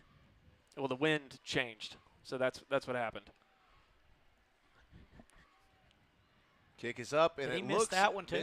No, God, barely through. Yeah, it looked like it was going left again. I thought he was yanking it left again. Yeah. I guess it would almost have to hit the jumbotron to almost to miss, especially almost. from right there. Yeah. I mean, you'd have to really pull it. He really pulled it, but he just didn't pull it that much. I'd hate to see what would happen if somebody did that. It's always a palaver trying to get something fixed on that. So I don't want it to happen, but if it did, I'd hope we'd see like explosion of fireworks lights.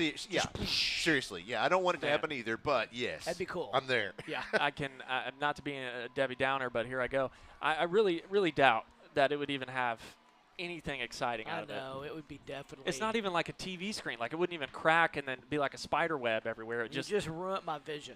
I mean, it'd just be a bunch of squares that are black now. Ruined my vision. Probably that's the case. It's not the first time you've ruined my vision. Well, I mean, I told you to get glasses. Remember that kickoff at Hot Springs? Which one? Have several people chiming in, by the way, saying Florida State head coach, one of them being Virginia Weaver, one of our Cubs teachers. Talking about Bobby Bowden earlier. Very good.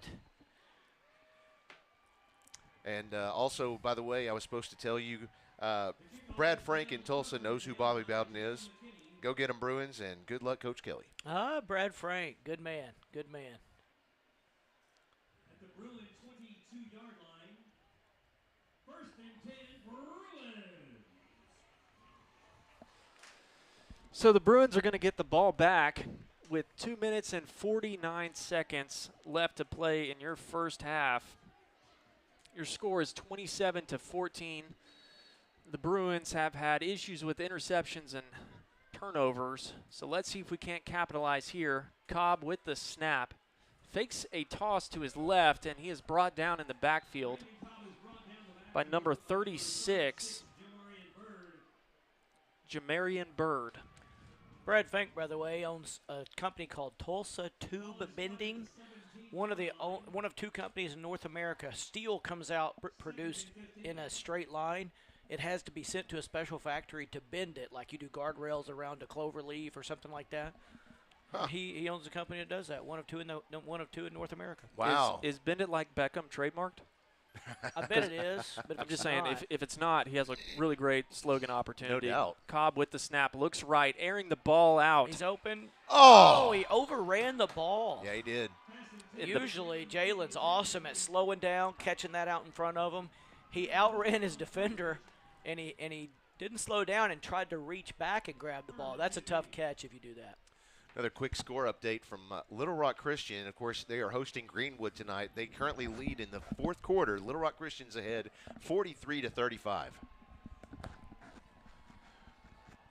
3 receivers left, 1 to the right. There's the snap. Pass goes to the left side. It is complete to Andrew Pfizer. He runs out of bounds after it looks like about a 5-yard gain. And we need to make this fourth down right here. 4th and 10 or so. Yep. Yeah.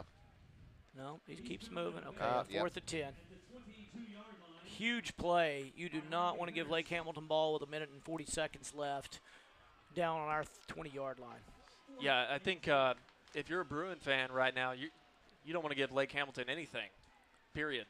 No, and I think that's why PA's taking their time right here, running a bit of time off the clock. I'll bet Coach Thrash comes up with a good play to give us a really good chance for this one. 4th and 10, really not a big deal for us. Looks like Bruins are going to take another timeout. Timeout, PA. Second timeout of the half. Minute 20 left in the half. So the Bruins take a hug and haul timeout. Take a look over at our Ron Jones Remax Affiliates Realty Live fan feedback. Coach, I know that you've answered this question probably a million times, but we did have someone just a moment ago ask, let's see, if you could explain the, going forward on 4th down when it's, 4th down and 25. But I told them that's probably a lengthy question, so we might be able to talk about that at halftime. The thought process is this. When you get to the point where you go for it so much, you're not being efficient with your time in practice if you spend time on punting. So what you weigh is, there are moments when you should punt the ball. But if you don't have to spend time on it in practice, and you don't want to if you're going to do it once a game, because that's 20 minutes. I mean, you have to spend a lot of time preparation for a good punt and covering the punt. So pretty soon you have to decide not to do it in practice and go. Although it looks like PA is going to do that right here. Oh, no. Just kick it out. Okay. That's even better. An incomplete pass. Now you have to make them work for it. Wow. Although they could call intentional grounding. No. Why? The rules changed. They're not. He's not in between the. He's between the tackles. Is he? Yeah, right between them. It went straight over his head. He walked back there and picked it up. They do throw a PI roofing penalty flag there. I rest my case. We got intentional grounding on number 12 on the offense. There was no receiver in the area. It occurred from the end zone, therefore it's a safety. No offense, Garrett, but I've done this for a living for 30 years. No, hey, whoa. There was no altercation intention there at all whatsoever. I was just merely saying that the rules have changed, which we all know that now. Well, yeah, but that rule didn't change. Hey, are you ready for this? If you're between the tackles, that rule didn't change. Are you ready for this? And there wasn't a receiver anywhere near, and he didn't get to the line of scrimmage, even if it was according to the rule change. There were 3 reasons that didn't matter. Wrong. I'm glad we got that on recording. I'm giving him a hug on camera. He's never admitted it before. He's a not man. on camera. He is a real man now. Real men admit when they're wrong. I say I'm an idiot 17 times a day. I was wrong. I'm an idiot 17 times a day. Easily. Do you say that to yourself or say it to my wife, okay. Whoever I screwed up in front of. Yeah, I used to not when I was a youngster like you. Coach. Josh may not be there yet either. He's not very old either. I don't know if he's. Josh probably doesn't screw up much, though, from what I know about Josh. I bet you do admit it to your wife sometimes. I just don't put them out on social media, or at least I tried not to. Right, right. Looks like I've got a friend of mine, J.M. Rowe, watching. On the previous play, Lake Hamilton has decided to decline the penalty. There is no penalty. The ball was incomplete. It'll be first down from the original line of scrimmage.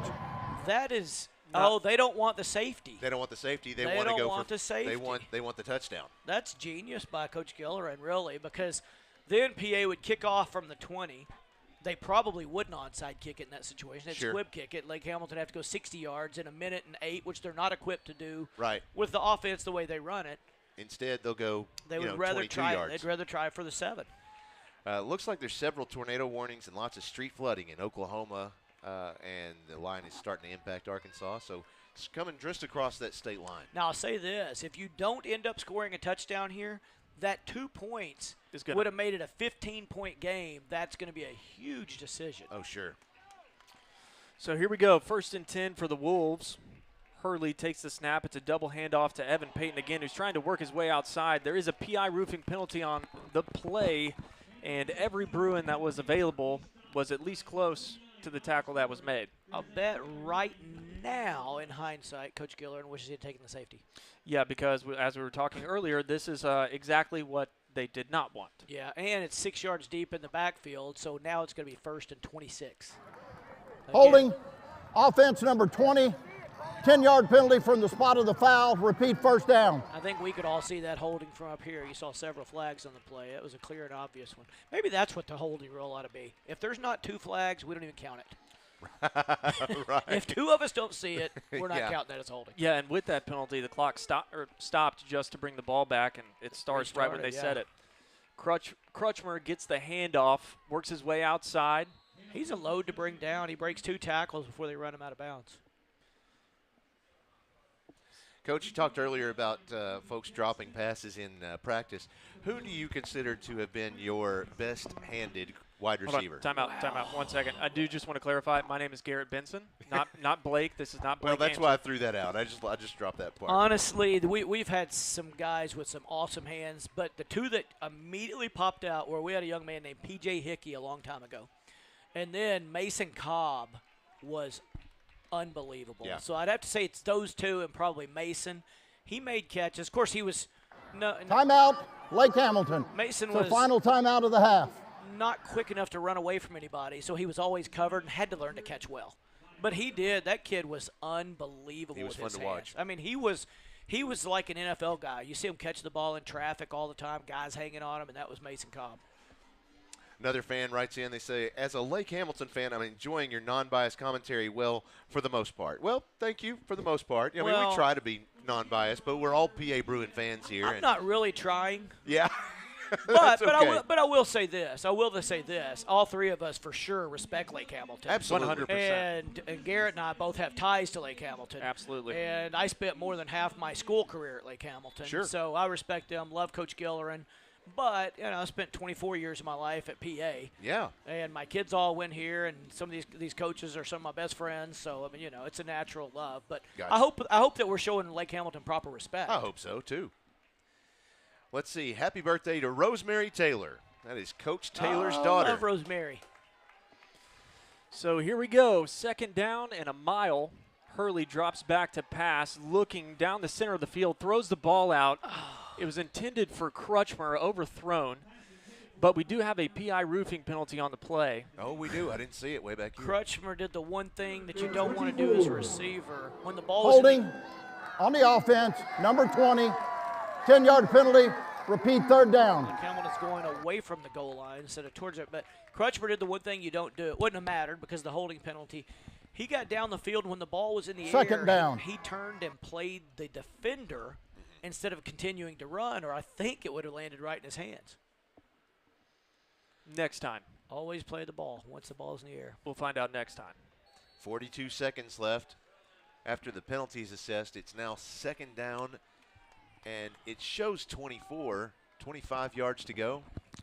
I think it's more than that. That 2 point, yeah, that's a lot more than that. It's 35 to go. Yeah. So here we go. The Wolves get the snap. Hurley looking down the field to pass, decides to run it up instead. He doesn't catch horse collar. Garrett's giving me a look. Y'all can't see it behind the scenes. I think it's a face mask. He's giving me a dirty look. It might be a face mask. I hope it is so I can say I was wrong. I'm an idiot. I look forward to saying I was wrong. Yeah, it is a face mask. Garrett got one. All right, now we're tied. Now we're tied. Personal foul face mask. That'll march it forward to 15 yards. I'm an idiot. I didn't see the hand on the face mask. I was wrong. Yes. I think it was barely there. He definitely had the horse collar, but it just kind of. So he drug him down both ways. You can't. Still second down. Basically, yeah. Well, on a further note, this is actually turning out to be the longest drive of the night by either team. Seriously. I mean, it's second down, and they've had like 19 plays. Yeah. So here we go again. Hurley It's an exciting dropping drive. back to pass. Looking to his right, he overthrows his intended receiver, number 9, Gavin Thomason. As he gets hit. And he gets a little welcome package. Who was applying the pressure there for PA? That was number 12. No, 41 hit him right when he threw the ball. Oh, Josh Holloway. Oh, I'm sorry, 42. You're right. Nice. You're right. The 42 looked like a 12 from here. If he throws it to him Thought right, that was weird. If he catches that ball, he's going to run a little ways. He might even make the first down, but Josh right in his face and couldn't deliver the ball where he needed to. So third down. 9 seconds on the play clock. They don't have any timeouts Yeah, left. I was about to timeouts say, left. the board 3, says 2, they have one, but they 1. don't. Time. Hurley gets the snap Wow. off in time. There's no flag. He throws it out to, I believe that's number 19, but it is incomplete. The Wolves a little slow getting out. That play didn't have a big chance because they didn't have much time to get set, take a look at the defense, make a pre-snap. So, do you know? Is it by choice that they? Obviously, it's by choice. But why did they elect to run the quarterback and receiver over to the sideline to receive the play? Is that just their preferred style, or? Yeah, I don't think that's an all-the-time thing. I think that, especially if they're throwing the ball, the language they use, they don't want to take a chance on somebody messing it up, make a mistake in the huddle, or delivering Hurley it to the quarterback. looking to pass, scrambles out of the pocket, throws a flying duck downfield. Ooh. It's almost caught by Crutchmer, but instead we had Jet Smith breaking up the pass on the play. Nice play by Jet because for a brief moment it looked like it was going to be a touchdown. It did. That was a tough throw. He was rolling left, had to throw it back across his body. He got it to the receiver. It wasn't pretty, like you mentioned, but he did get it there. Unless you're a duck hunter, then it was pretty. One of the things that I think back on my playing days was in practice one time you had me do basically a fake sweep where I was going to throw the ball, and you let me throw the ball in practice, and that was the only time I ever threw the ball in my high school career as a player because I think I threw it just like that dead duck, and it went about 5 yards.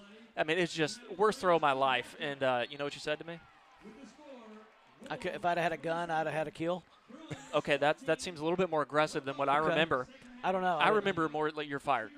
Oh, yeah. I fired a lot of people. See, that's what I said that in a couple of job interviews. I said I've been fired so many times. Like, there's nothing you can say here that's going to scare me away. But I honestly, that was a part of the life lessons I was trying to teach the guys. It's like everybody's not cut out to do everything, but you get an opportunity. You either make the best of it or you don't. But that doesn't mean you're not contributing or important in some other way, which you obviously were. That just meant you weren't important in that particular way. Well, it is halftime, and so we have entered the Ackles Carpet One halftime show. The Bruins are currently trailing Lake Hamilton 27-14. You will see here at halftime. We have first the Bruin cheer team coming out, followed by the dance team. And as always, we will not be able to carry the audio of their routines, but we will let you watch that. We simply can't do that, of course, because of copyright laws. We can't air the copywritten music that they use to dance to. But obviously, we want you to be able to appreciate the athleticism that they demonstrate in their routines. Looking around at other scores in the state, I've got. Please set the clock to 15 minutes for the half. I'm Start shocked. it when I signal. Start it when I signal. Reset it, please. Reset it to 15.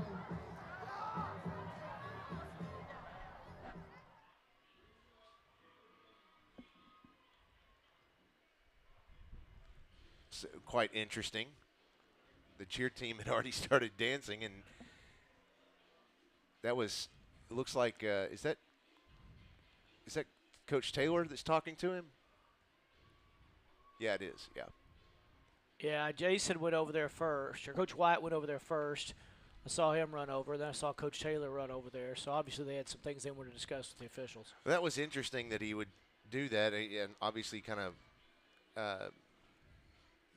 messed with the cheerleaders, unfortunately, and they didn't get a good start on their routine. But I think that's what makes PA great. I mean, you put out any sport, you put out our cheer team, they're going to be focused, they're going to deliver. I didn't see them miss a step.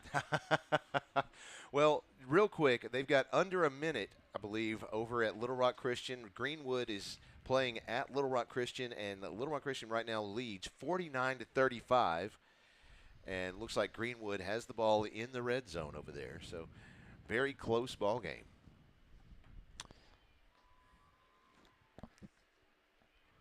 I would have expected the score to be a little bit more inverted there, but yeah, I think a lot of people would. But it's like I said earlier, I think the 6A conference does have a lot of teams with a lot of capabilities that can show up on any night. I mean, honestly, I would say Lake Hamilton has played good football so far, and I would say PA has played decent, if that. But nonetheless, we've made mistakes, and Lake Hamilton has capitalized. And so I would say I'm saying all that to say that I'm sure there are people looking at the score of this game and saying the same thing. Oh, sure. Yeah, absolutely. Same. Let's see some other 6A scores around the conference. Looks like Little Rock Catholic 35, Marion 14 at halftime. I'm not sure that has even updated since the last time I read that. Benton 36, Sheridan 7 in the fourth quarter. Sylvan Hills 21, Greene County Tech 14, 21-14 in the third quarter. Like I just said, Little Rock Christian 49, Greenwood 35 in the fourth quarter. Looking ahead, I don't see any other 6A scores right now. There's a lot of those games that have been delayed to tomorrow or some of them even Sunday, it looks like. So lots going on around the state because of the inclement weather that's coming in the state right now. Over at our live fan feedback, courtesy of Ron Jones Remax Affiliates Realty. Let's see. Happy birthday, Kristen Wyatt, and go Bruins. Happy birthday to you, Kristen. Another happy birthday to Chloe. Chloe Ross, happy birthday. I remember the night that she was born, we actually put it on the screen. It said, "Welcome to the world," and put Chloe's name on there. Sort of like Welcome to the Jungle, but it's not. Welcome to the world. Somebody says, and I think they may have misunderstood when you said this earlier, Garrett. It says, hello, what is your name and when did you go to Lake Hamilton? Okay, so I did not go to Lake Hamilton. He had I went to Lake Hamilton. I said he had ties to Lake Ah, Hamilton. Right, gotcha. right. But my cousin, Vincent Jordan, played on that 2009 team. Okay. What position did he play? Quarterback. He did. And then you went to Lake Hamilton? I did. I did through 7th grade, kindergarten through, Okay. or first grade through 7th grade. Coach, okay. So, of course, if you missed it earlier, of course, that last voice, that is Kevin Kelly. And I've got Garrett Benson up here, the Garrett Benson.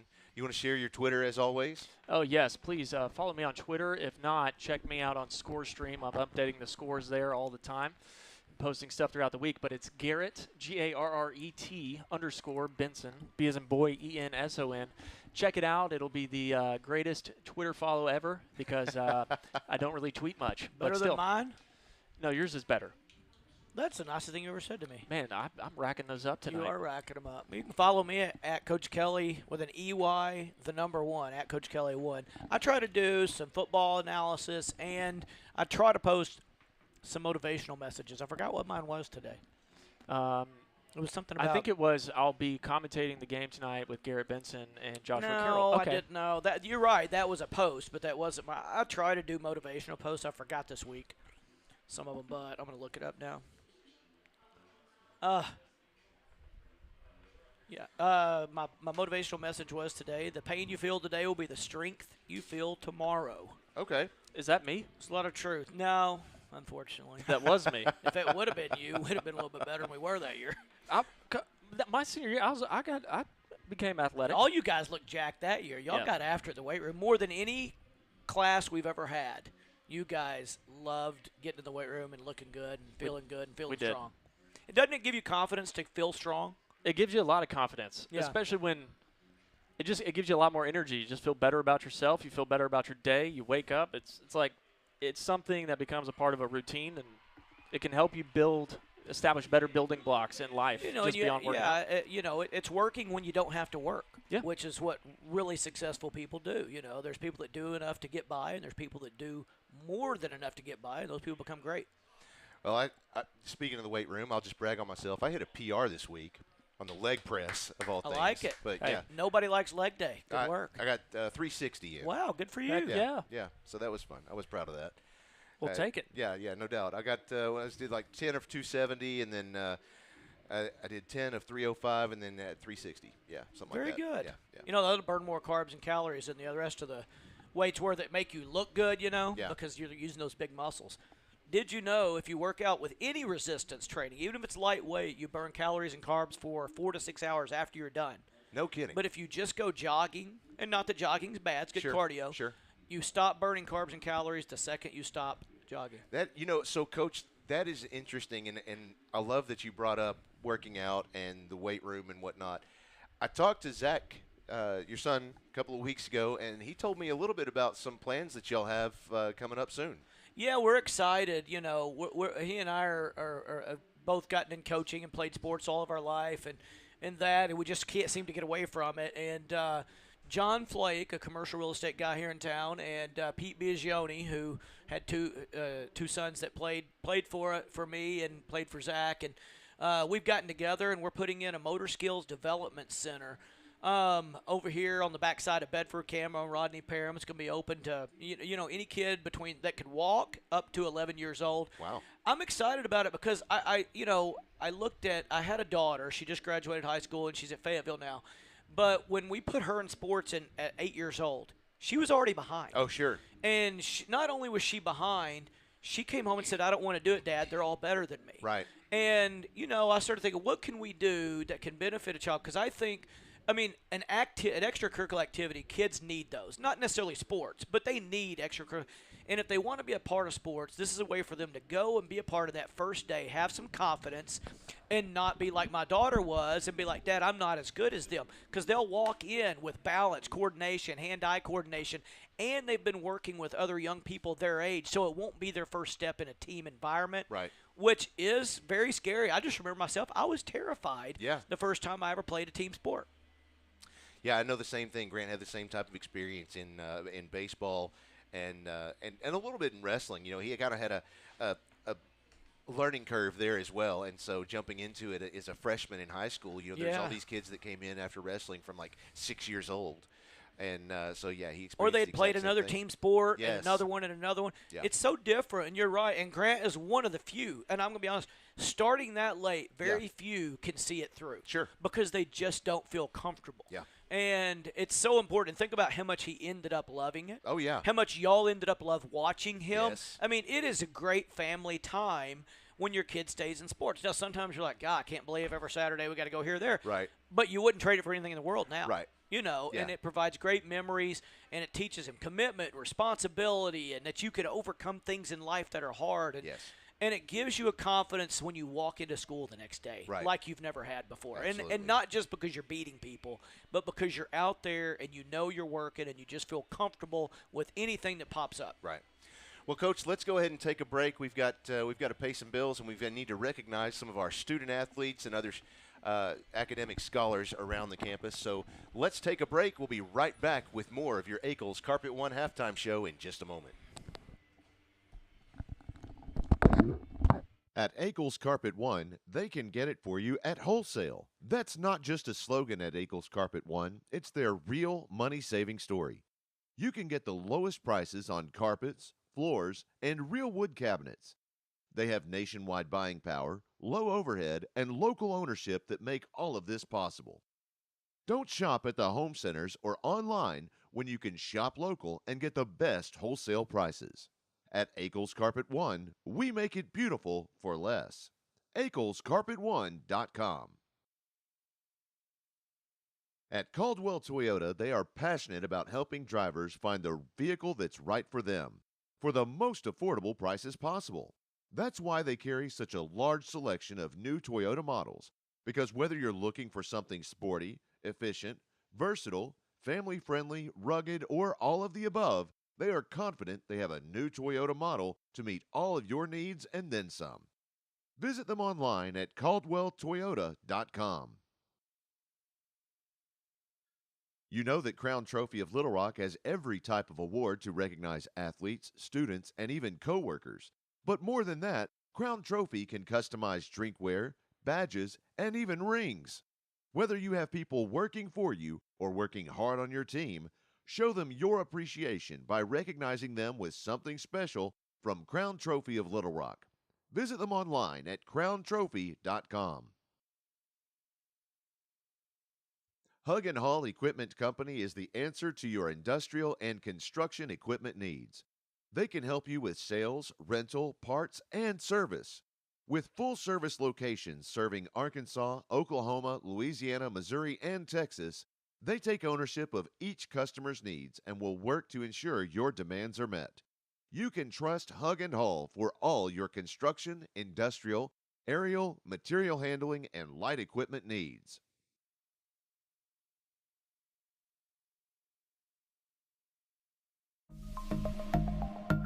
After 14 years at Pulaski Academy, I have never failed to be amazed and comforted by the community and resources that I have been provided with.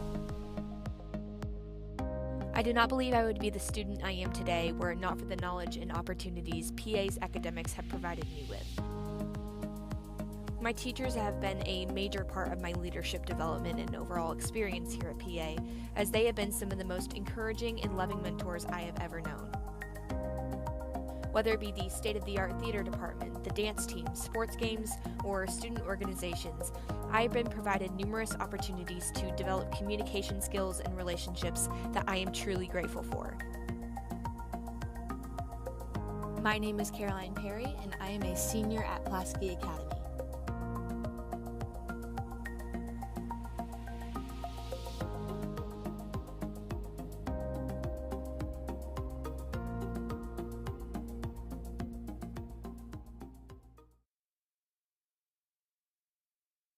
This Friday Night Spotlight is brought to you by Caldwell Toyota. Pulaski Academy would like you to join us in recognizing our core value student of the week, Zenobia Kelly. Zenobia is involved in many school activities and clubs like the Pulaski Academy Cheer Squad, and she serves as editor-in-chief of the yearbook. She's been on the honor roll for all 4 years of high school. Art teacher Britton Davis says Zenobia is inspiration. She is posed, deep, and elegant. Rich, saturated colors and texture are qualities in Zenobia's art and design work that activate emotion and capture attention. Her work ethic, combined with her creativity, passion, and maturity, are an electric mix.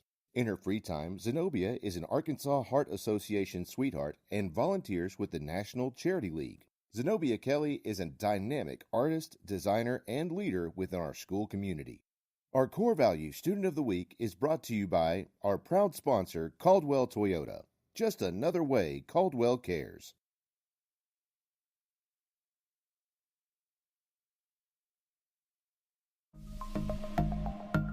After 14 years at Pulaski Academy, I have never failed to be amazed and comforted by the community and resources that I have been provided with. I do not believe I would be the student I am today were it not for the knowledge and opportunities PA's academics have provided me with. My teachers have been a major part of my leadership development and overall experience here at PA, as they have been some of the most encouraging and loving mentors I have ever known. Whether it be the state-of-the-art theater department, the dance team, sports games, or student organizations, I have been provided numerous opportunities to develop communication skills and relationships that I am truly grateful for. My name is Caroline Perry, and I am a senior at Pulaski Academy.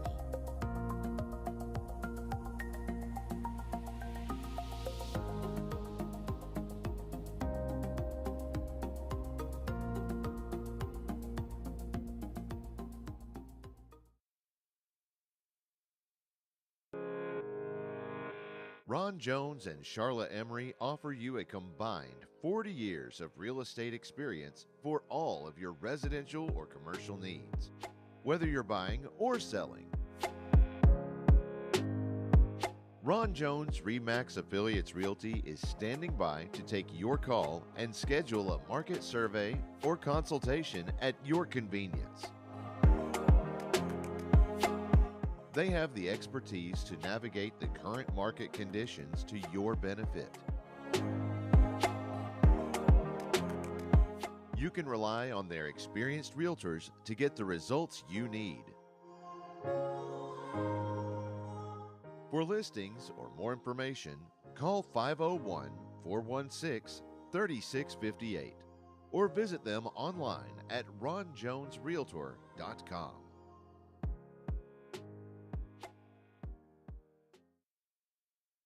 This Friday Night Spotlight is brought to you by our proud sponsor, Bowen Heffley Orthopedics.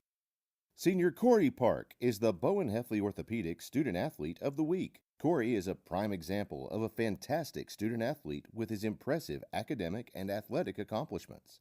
High school science teacher Kathy Hampson says, Corey has a dedication in the classroom that is unmatched by his peers.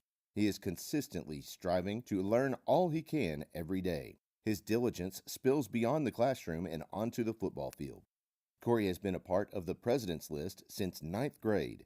He plays varsity football as an offensive lineman and spends his summer assisting patients with physical rehab for their spines. Please join us in congratulating Corey Park, the Bowen Heffley Orthopedic Student Athlete of the Week.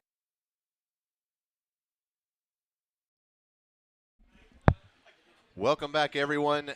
Getting ready to kick this one off in just 2 more minutes. They've already added 3 more minutes on the clock for warm-ups.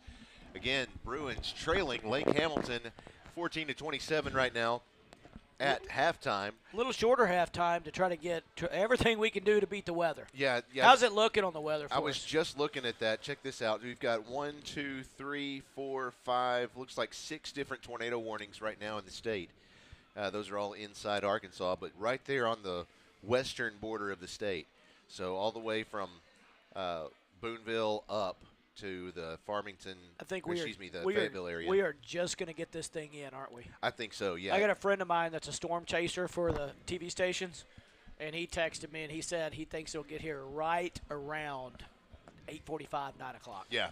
I don't know how we're looking on time, actually. It's 7:38 right now. It took an hour and a half not a complete hour and a half the first half. Well, that last drive was 30 minutes. I was about to say that was the only thing that added to the time there. No doubt. That took a little bit. Let's see if we take a look at some of the other scores around the state one more time. I want to hear the Greenwood Little Rock Christian score. I do too. Because that should be final now. It should be. What time do they start? 4:30. Wow. Let's see. PM, not AM. No, I know, but I wouldn't think there we are. The storms hit Final score. Little Rock Christian 49, Greenwood 35. So what happens in a 3-way tie? 2-way tie. What happens in a tie? But there's not one. Okay. Little Rock Christian's only got 1 loss. Lake Hamilton, if Lake Hamilton wins, they will have 1 loss, but they lost head-to-head to Greenwood. If PA wins, they will have 1 loss, but they lost head-to-head to Greenwood. And there can't be a 3-way tie. All right. There you go. So if PA wins this tonight, they've got 1 loss. Greenwood's got 1 loss. So then it goes head-to-head. Greenwood won. Yeah. So no matter what, there's not a 3-way tie. It would have had to be what would have had to have happened for there to be a 3-way tie. Is Greenwood would have had to beat PA. PA beats Lake Hamilton. Lake Hamilton beats Greenwood. Oh, to make it. Then it would go to that points thing that people talk about. Okay. So there's no way we get second place now. Well, if we win, we get second place. Do we? Yeah. Yeah, because Little Rock Christian has 2 losses. Okay. And it'll be 2 losses and head-to-head. Okay. I say that could no, because it'll just be 2 way. It'll be 2 losses because Lake Hamilton would only have 1 loss. Right. They would go to second. It would be PA Christian. They would be head-to-head. Same thing with Lake Hamilton. If PA wins, Lake Hamilton would have 2. Christian would have 2, and it would go head-to-head. And Lake Hamilton won. So regardless, and that's why I'm wondering about who Greenwood played. Right. They were going to be 1 no matter what. And Christian, it was a big game for them because it was Greenwood. Sure. But they were going to be 4 no matter what. Or not 4. They could move to 3. Let's see. Here No, comes they the can't. They're kickoff four. They're off four the no matter foot. what. Yeah, no doubt. Here's the kickoff from John Mark Charette.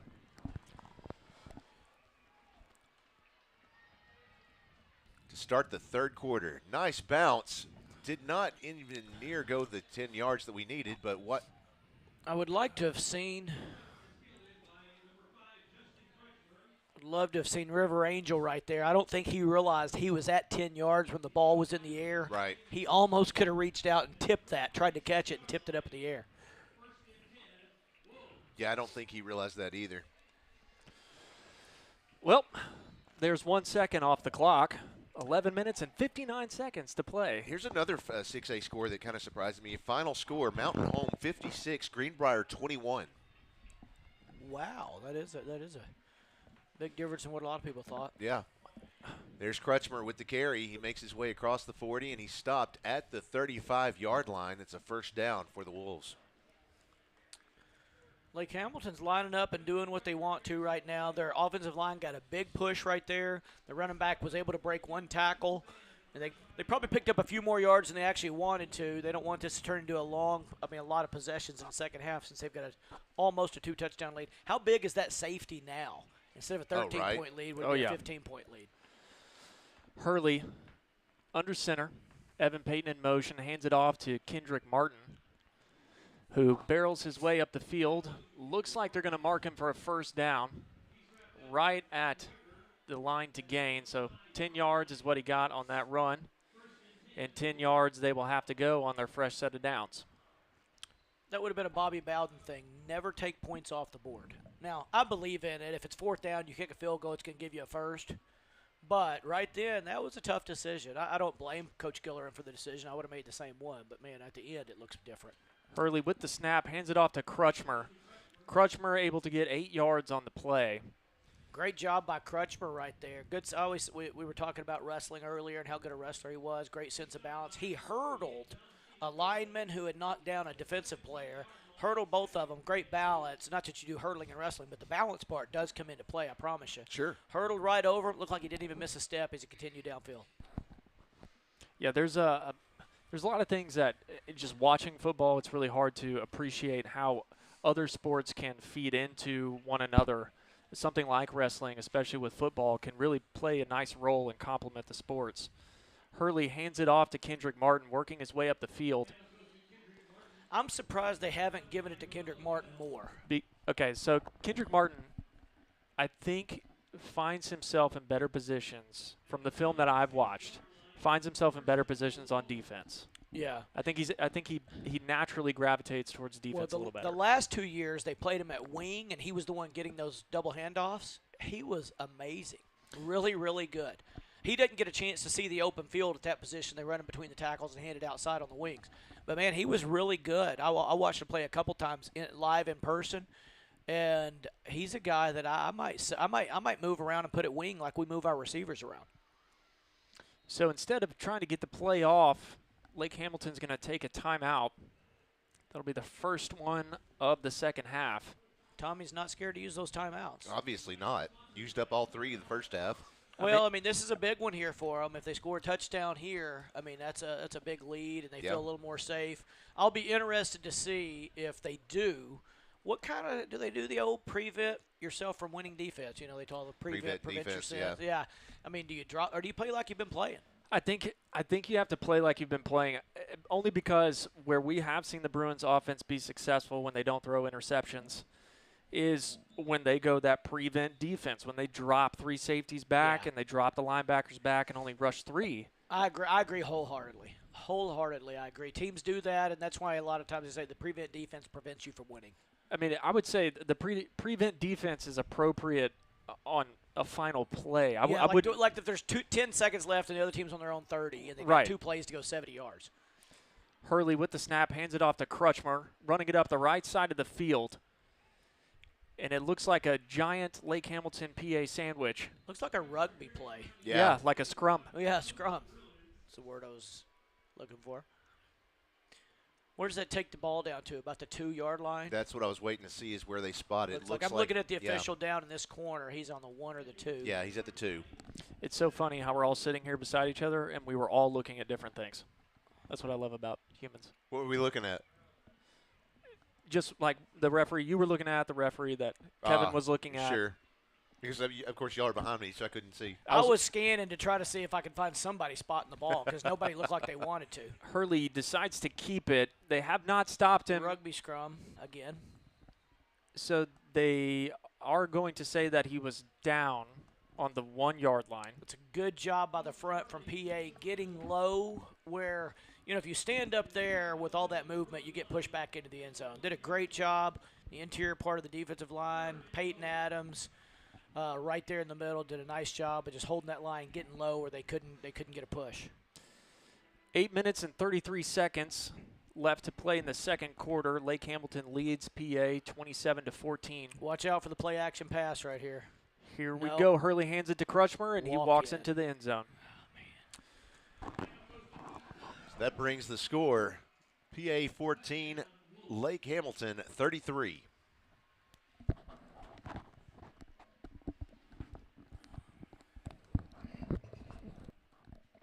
So that took 3 minutes, 39 seconds from kickoff of the second half. I will say one thing that I think Lake Hamilton has proved that they do well, at least in this game, it's paid off for them, is the timeouts that they've taken. They've been able to come out and capitalize on those, and they've made a difference in the game. That's a great point. Coaches get talked about in a negative way if they use those timeouts and nothing good comes out of them. But so far, they've used them to a good advantage. Did he not get in? He did not. He was almost in, and somebody came in, hit him low. Yeah. No, actually, no one hit him. He tripped over his own player. Was that his own guy? Yeah, his own player. He was trying to cut in between, and instead accidentally clipped one of the ankles of one of the Lake Hamilton players and tripped just before he made it in. So that's 4 points right now extra. It should be 37-14, but instead 3 touchdowns, which is not we've seen the PA offense score 5 touchdowns in a quarter, Sure. let alone almost a whole half left. Lots of football still left to be played. Let's see. Happy early birthday, Dylan Edwards, and go Bruins. That one's coming in, of course, from our Ron Jones Remax Affiliates Realty Live fan feedback.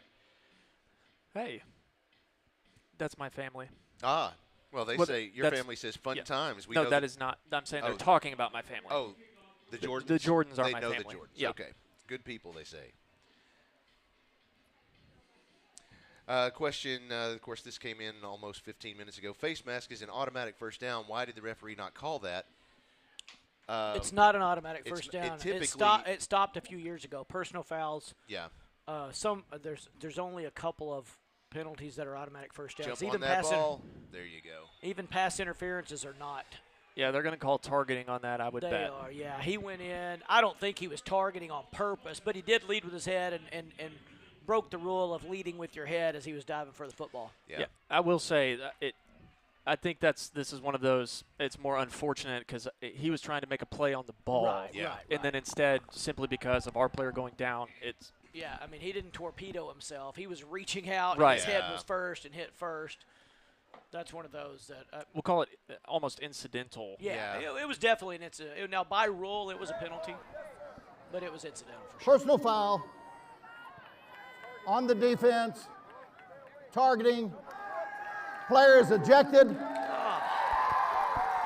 And I am 15-yard penalty, first down. So not for ejecting a kid for that play right there. Yeah. He is diving for the football. Yeah. Now he's got to sit out the rest of this game, some of the next game. At least the first half because it occurred in the second quarter. I know, but still. I know you know that, but golly. I hate that for the kid.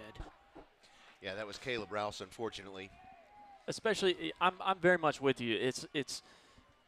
There's a distinct difference when a player is trying to make a play and trying to hurt versus trying to make a player feel his presence. The difference is if I reach across you to try to grab that water and I accidentally slap you in the face, right. I accidentally did, you're not going to get mad. Now, if I slap you in the face, right. The intent is Either huge. way, I'm going to laugh. Yeah. but you're right, Garrett. The intent should matter on getting ejected. And I would love to see some type of I don't know what that would look like. I'm not even going to make a suggestion. I mean, how do you judge No, someone's that was an intent, though? easy judge. I though. know. Yeah, it you're is. on some things, Yeah. like a safety coming across the middle, hitting a receiver. Sure. I get it. But, that, I totally agree. The kid was what diving. about, for what it. about Totally this? agree. What about this? Coach's vote. Yeah, that's not bad. I would make the opposing coach say yes, he deserves to get kicked out, and I'd make him. He only gets kicked out if you can look at him and say he deserves it. Right. Yeah. That pass was complete to Kenny Jordan. He makes his way upfield. Looks like he gained 3 yards. It'll be 2nd and 7.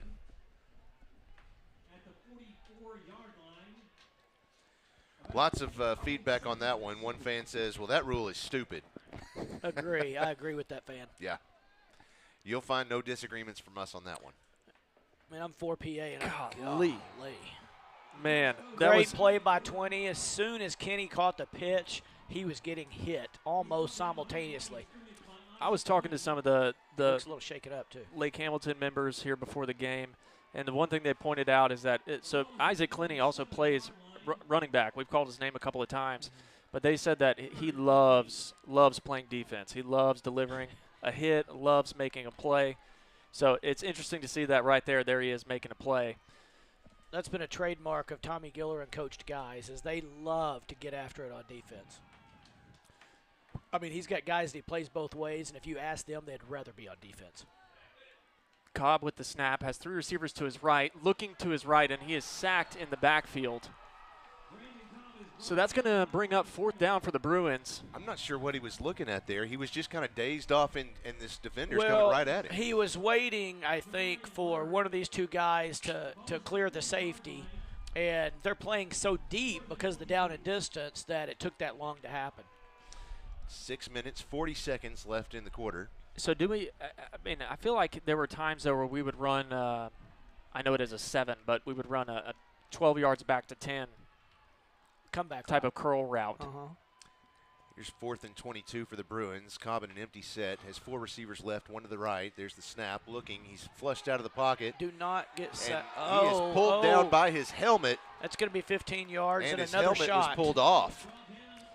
You can't grab the helmet. That's counted as part of the face mask. So they'll call a face mask on that. Well, I do my best to be partial, but unfortunately Josh Brooks there for Lake Hamilton, I mean, he quite literally ripped his helmet off.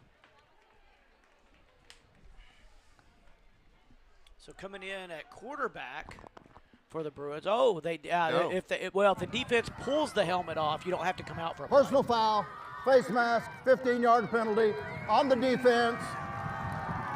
For those of you watching at home, he didn't grab his face mask, but if the back of the helmet, if you grasp the helmet, that's counted. It's the same thing as a face mask penalty. And Repeat, 4th down.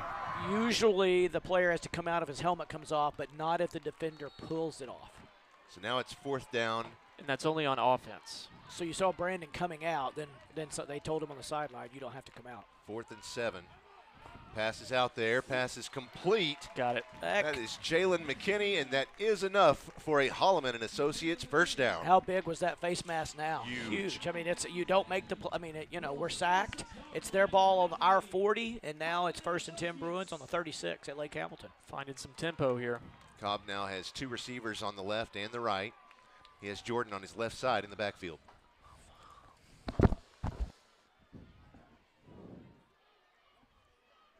There's the snap. Handoff to Jordan. Runs up the middle, and he's grabbed by the jersey. Stopped at the 35-yard line. Only looks like, looks like they're going to place it at the 34. It's a 2-yard gain on the play. It'll be 2nd and 8. At the 34-yard line, 2-yard gain, 2nd and 8. The Wolves still sticking with that prevent type defense. They've got 3 safeties back. Jordan now in a tailback slot. Handoff to Jordan again. Straight up the middle. Nowhere. It's going to lose the 2 yards he just gained.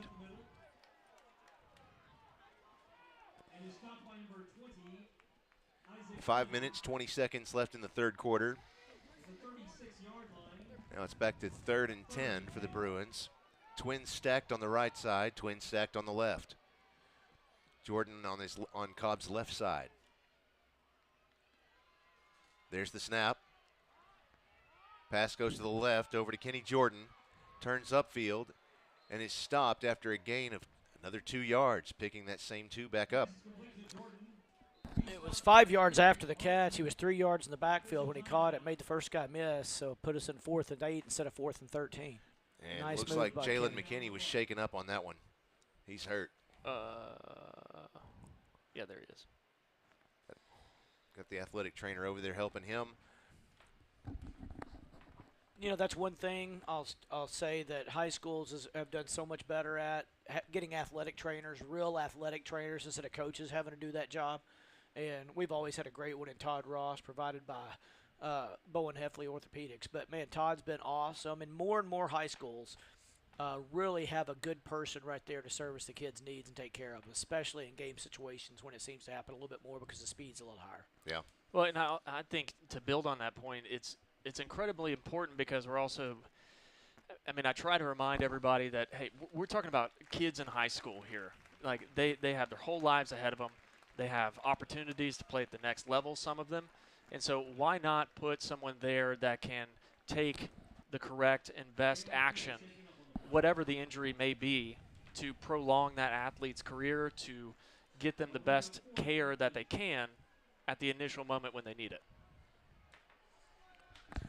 So we're going to run quads on this play. We're going to sprint out to the right and look to throw it to the inside receiver on an out route, if I'm not mistaken. Should I start calling you Tony Romo? Well, I just watched the call go in. Well, I mean, Coach Thrash ran this when he was a quarterback in 03. Helps when you can read the signals. 4 Yeah, receivers I haven't on the looked right. at. We false started. They did not catch it. He Pass checked goes off. deep. Checked And off. Charette in the end zone. Touchdown, Bruins. That's a great play check. I don't know if it was the quarterback or if it was the receiver, if it was Coach Thrash. Saw that they didn't line up with a safety right there, so we've always run a little corner post route to the middle, throw it up, and let the defender has no help in the middle, and you can just let the receiver run under it. Great. Now think back to how big that face mask was on fourth down. Seriously. Now it's a 2-score game, and if you're Lake Hamilton, you're feeling a little pressure right now. It looks like the Bruins are going to kick the point after. Could make it an 11-point game, which would be a touchdown, 2-point, and a field goal. That's if Walt they went for Smiley two out there right to here. kick. On our live fan feedback, one fan says, can I get a shout out to Michael Buddha Britton, class of 92. Welcome back for homecoming. I like it. Run our little offsides play on the field goal. Maybe get a 2-point try from the 1.5-yard line. Dead ball, encroachment, defense number 66, half the distance to the Now goal. we'll go for two. Repeat the try. Well, I thought we would. Yeah, you know, it's happened 2 or 3 times this season where they do the exact same thing, get the call, and we don't go for 2. I thought it was kind of interesting. You know, there could be a lot of things. Either don't feel good about a play right now to run for 2, or don't want to ruin any momentum they just picked up by not making the 2. You know, I mean, there could be a lot of things going through Coach Lucas' mind right then. Sure. I mean, I would say too. I mean, if you're looking at a player's perspective, this is for the Bruins has been nothing but momentum killers. I mean, an interception in the end zone, another interception, a failed punt when it went over John Mark Charette's head, Yeah. and then ended up being a declined penalty. I mean, yeah, there's a lot to be wanted in momentum. So maybe there it's just let's take the one, let's take what we can get, and then move forward. Yeah, I mean, that's quite possible. Although, you know, it's nice now that we've got the momentum. We got that face mask call. We took advantage of it on 4th and 7, made the first down. And then we take advantage on 4th down again of no safety. I mean, you couldn't have drawn up anything better for PA than to run no safety on a play because that's what we love. Number 17 is in the game. Oh.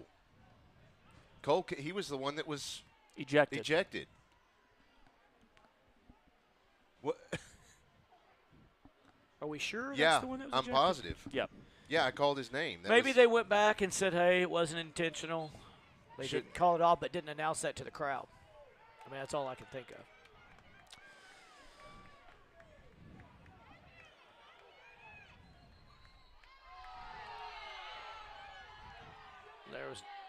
The fans are yelling about the guy pulling down one of the PA kickoff team members, but I don't think there was anything illegal about it. Yeah, there's a lot of passionate fans that. Oh, okay. So I just looked down, and I didn't even have to ask the question. Pete Biagioni was looking up and shaking his head at someone saying 22. No, 22. So perhaps it was Riley Poole, number 22, who was ejected. I didn't think there was any way they would mistakenly put the kid back in the game. I didn't either, but I believed y'all. So here go the Lake Hamilton Wolves. The handoff is to Crutchmer, working up the right side of the field, and he takes a nice shot from a Bruin. I don't know, maybe Patton Wicker. This is really going to give you a chance to see what Lake Hamilton's made of, because PA does have all the momentum right now, and all of a sudden that big lead, being a 13-point lead now, does not feel very good. Doesn't feel comfortable for them at all, because they know PA can strike, get an onside, and be ahead within just a few seconds. 4 minutes, 6 seconds left in the third quarter. Kendrick Martin back at running back. Hurley takes the snap, hands it to Crutchmer. Then it's reversed to Evan Payton. Crutchmer's hard to bring down. Somebody met him for a 1-yard gain, and he stumbled forward and broke that tackle and made 5. We held on and got him down, and that was tough. Good running back. 3rd down and 3. The ball is on the 36-yard line. Lake Hamilton working it up the field from our right to left. 16 seconds on the play clock. Hurley going under center. Evan Payton in motion. Hands off to Kendrick Martin, and he is stuffed. I watched Coach Wyatt signal in the play for the PA front to chop block there, which just go on the ground, knock their linemen down where they can't get to the linebackers and block, let those guys come in and make a play. It's a very great call by Coach Wyatt and great execution by the front of the Bruins. This one coming in from Trey Adams, class of 2017. He says, go number 33, Peyton. Big bro Trey is watching all the way in Richmond, Kentucky. Oh, he's up there with UCA. He's doing some training, meeting some training needs for the UCA Bears. I do a radio show with Justin Acre. He calls their games. They're up there and looking forward to some basketball, which is kind of odd because it's still football. Big stop here for the Bruins if they can get it. Crutchmer with the handoff instead breaks it out to the left side. He's eventually brought down by KJ Colin. He works the ball up to the 49-yard line. Possibly a touchdown-saving tackle by KJ as well. No doubt. Man, Crutchmer, y'all talked about him before the game and during halftime and behind the scenes, how good of a wrestler he was. But, yeah, it transfers to the football field, too. What a phenomenal job he's done of first contact and continuing to run and make yards after first contact. Martin back and running back. Hurley under center. Crutchmer in motion, gets the handoff. Again, gets a healthy 5 yards on the play. Crutchmer's going to need a hot tub after the game. That was Preston Spann with the stop. I'm also a big fan of giving credit where credit's due. Crutchmer plays both ways. Oh, no doubt. That's old school. That's old school. I love old school kids. That's gridiron. That is gridiron. Happy birthday goes out to Michael Skurlock. Minute 46 left in the third. Hurley fakes a handoff, rolls out to the right. It looks like it's a quarterback keeper. Another great tackle. Walt Smiley saved a big gainer right there. That'll bring up 3rd and inches. Nice little bootleg. I think he had the option to throw the ball, but I think he had no personal intentions of throwing the ball from the moment he faked the handoff to the back going to the left. I mean, Hurley's got some legs under him if you can give him a little bit of room. So I'm glad to see that we were able to come up with that tackle and no more damage was done. Our 2 corners have made 2 big plays to save big plays. KJ made one a couple plays ago, and then Walt right there. I've really enjoyed watching KJ Colin play this season. I think he's done an excellent job out there at corner and has even made some mistakes along the way and recovered very well from it. So QB keeper from Hurley. I hear from Coach that he's an excellent basketball player too. So one of our defensive backs, Jet Smith, senior, he's came off during the last play and is now on the sidelines getting some attention from the athletic trainers. First down for the Wolves here. So far, Lake Hamilton responding well to giving up that face mask on 4th down, the other 4th down for the touchdown, and the momentum. They're trying to get it back. PA is trying to wrestle it back from them. 34 seconds and counting left in this quarter. Martin in the backfield. Hurley under center. Takes the snap, hands it off to Crutchmer, works it up the left side of the field. I will say this, another great run by Crutchmer, but you're starting to see some of Lake Hamilton's two-way guys get up a little slower, walk back to the huddle a little slower.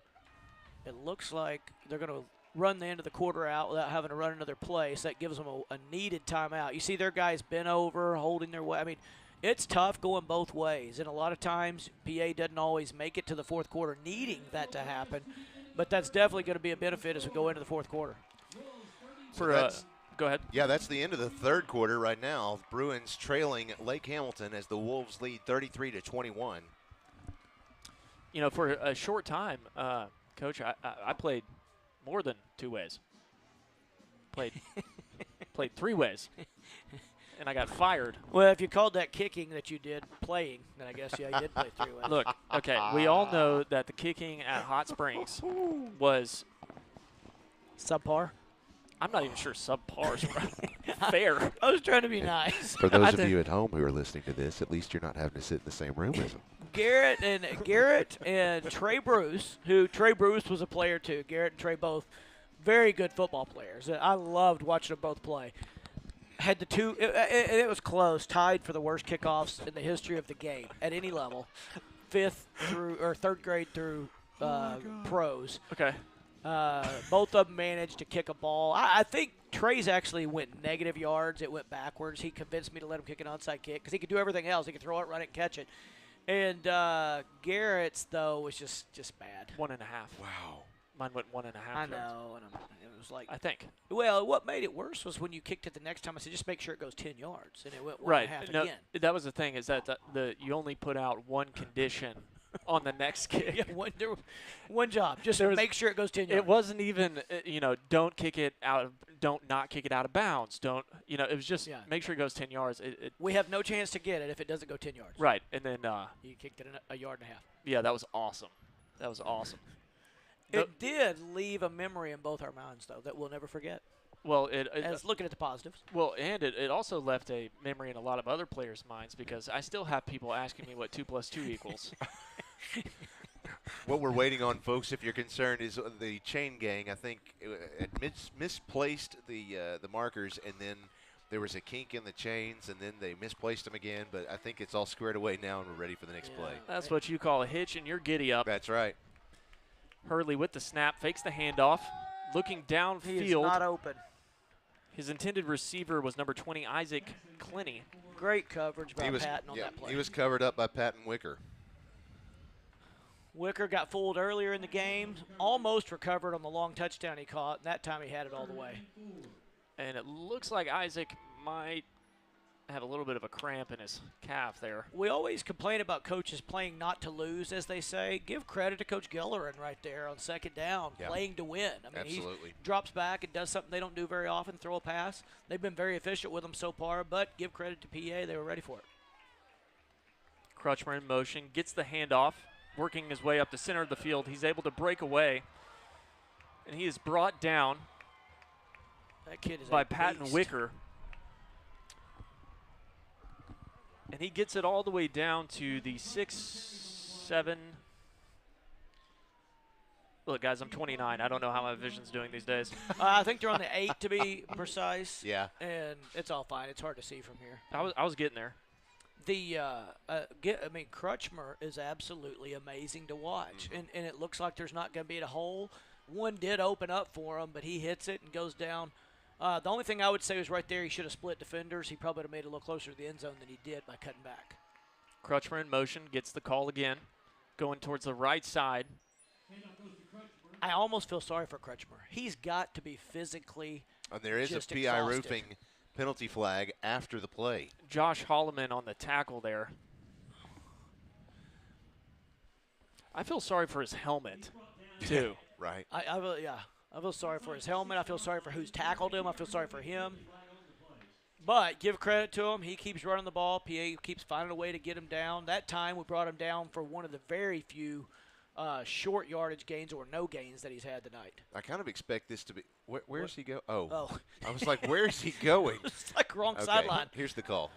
Dead ball. unsportsmanlike on both teams. At the end of the play, those offset each other. Second down. People that would ask why do they call that? Yep. Because then if you mark it down, they have one each. If they get a second one, they're ejected. That's right. So you have to keep track of that.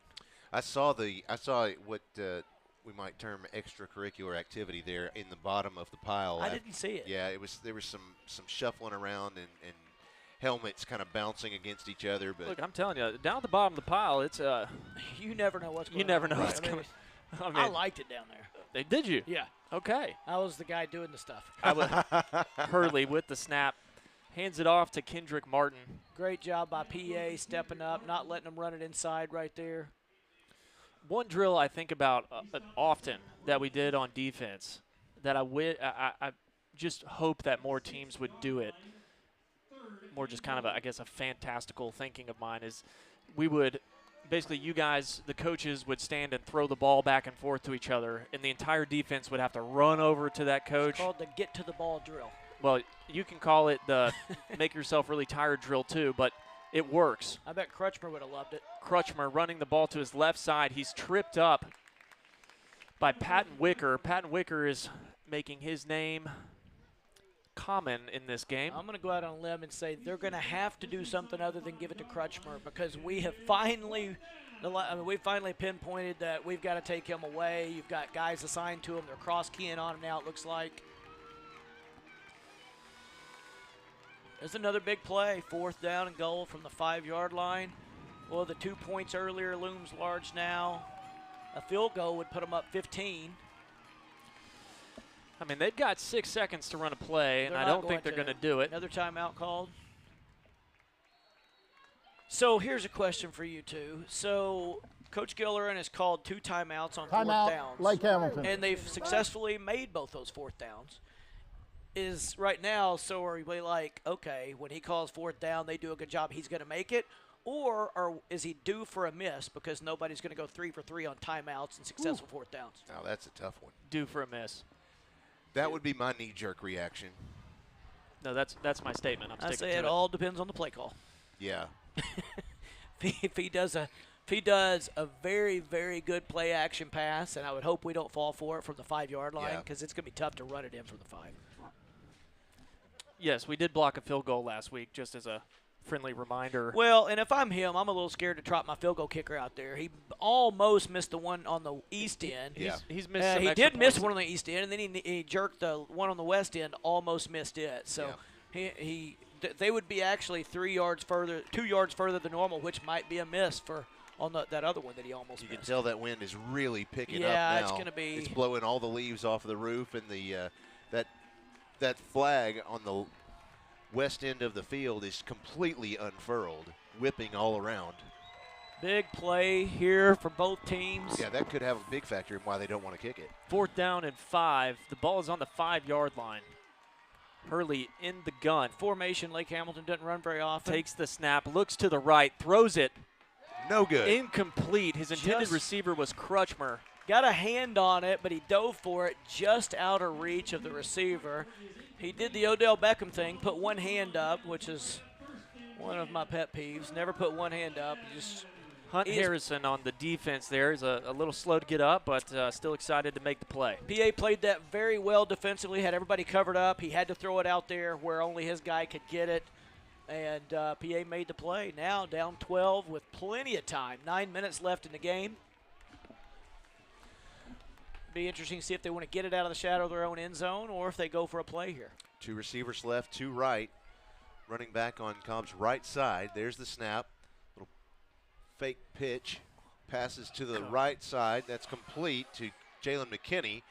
Dodges 1, 2, and finally falls down at the 15-yard line. Threw the ball to McKinney on the 1-yard line, and a guy was in his face as soon as he caught it. Great move to make him miss. Pick up a 1st down and get him out to the 15-yard line. Tremendous difference in the way you feel as a coach when you're on the sideline, your guys on your own 1 or out to the 15. Big, big play there. Jamarian Bird looks like he's got a Charlie horse there.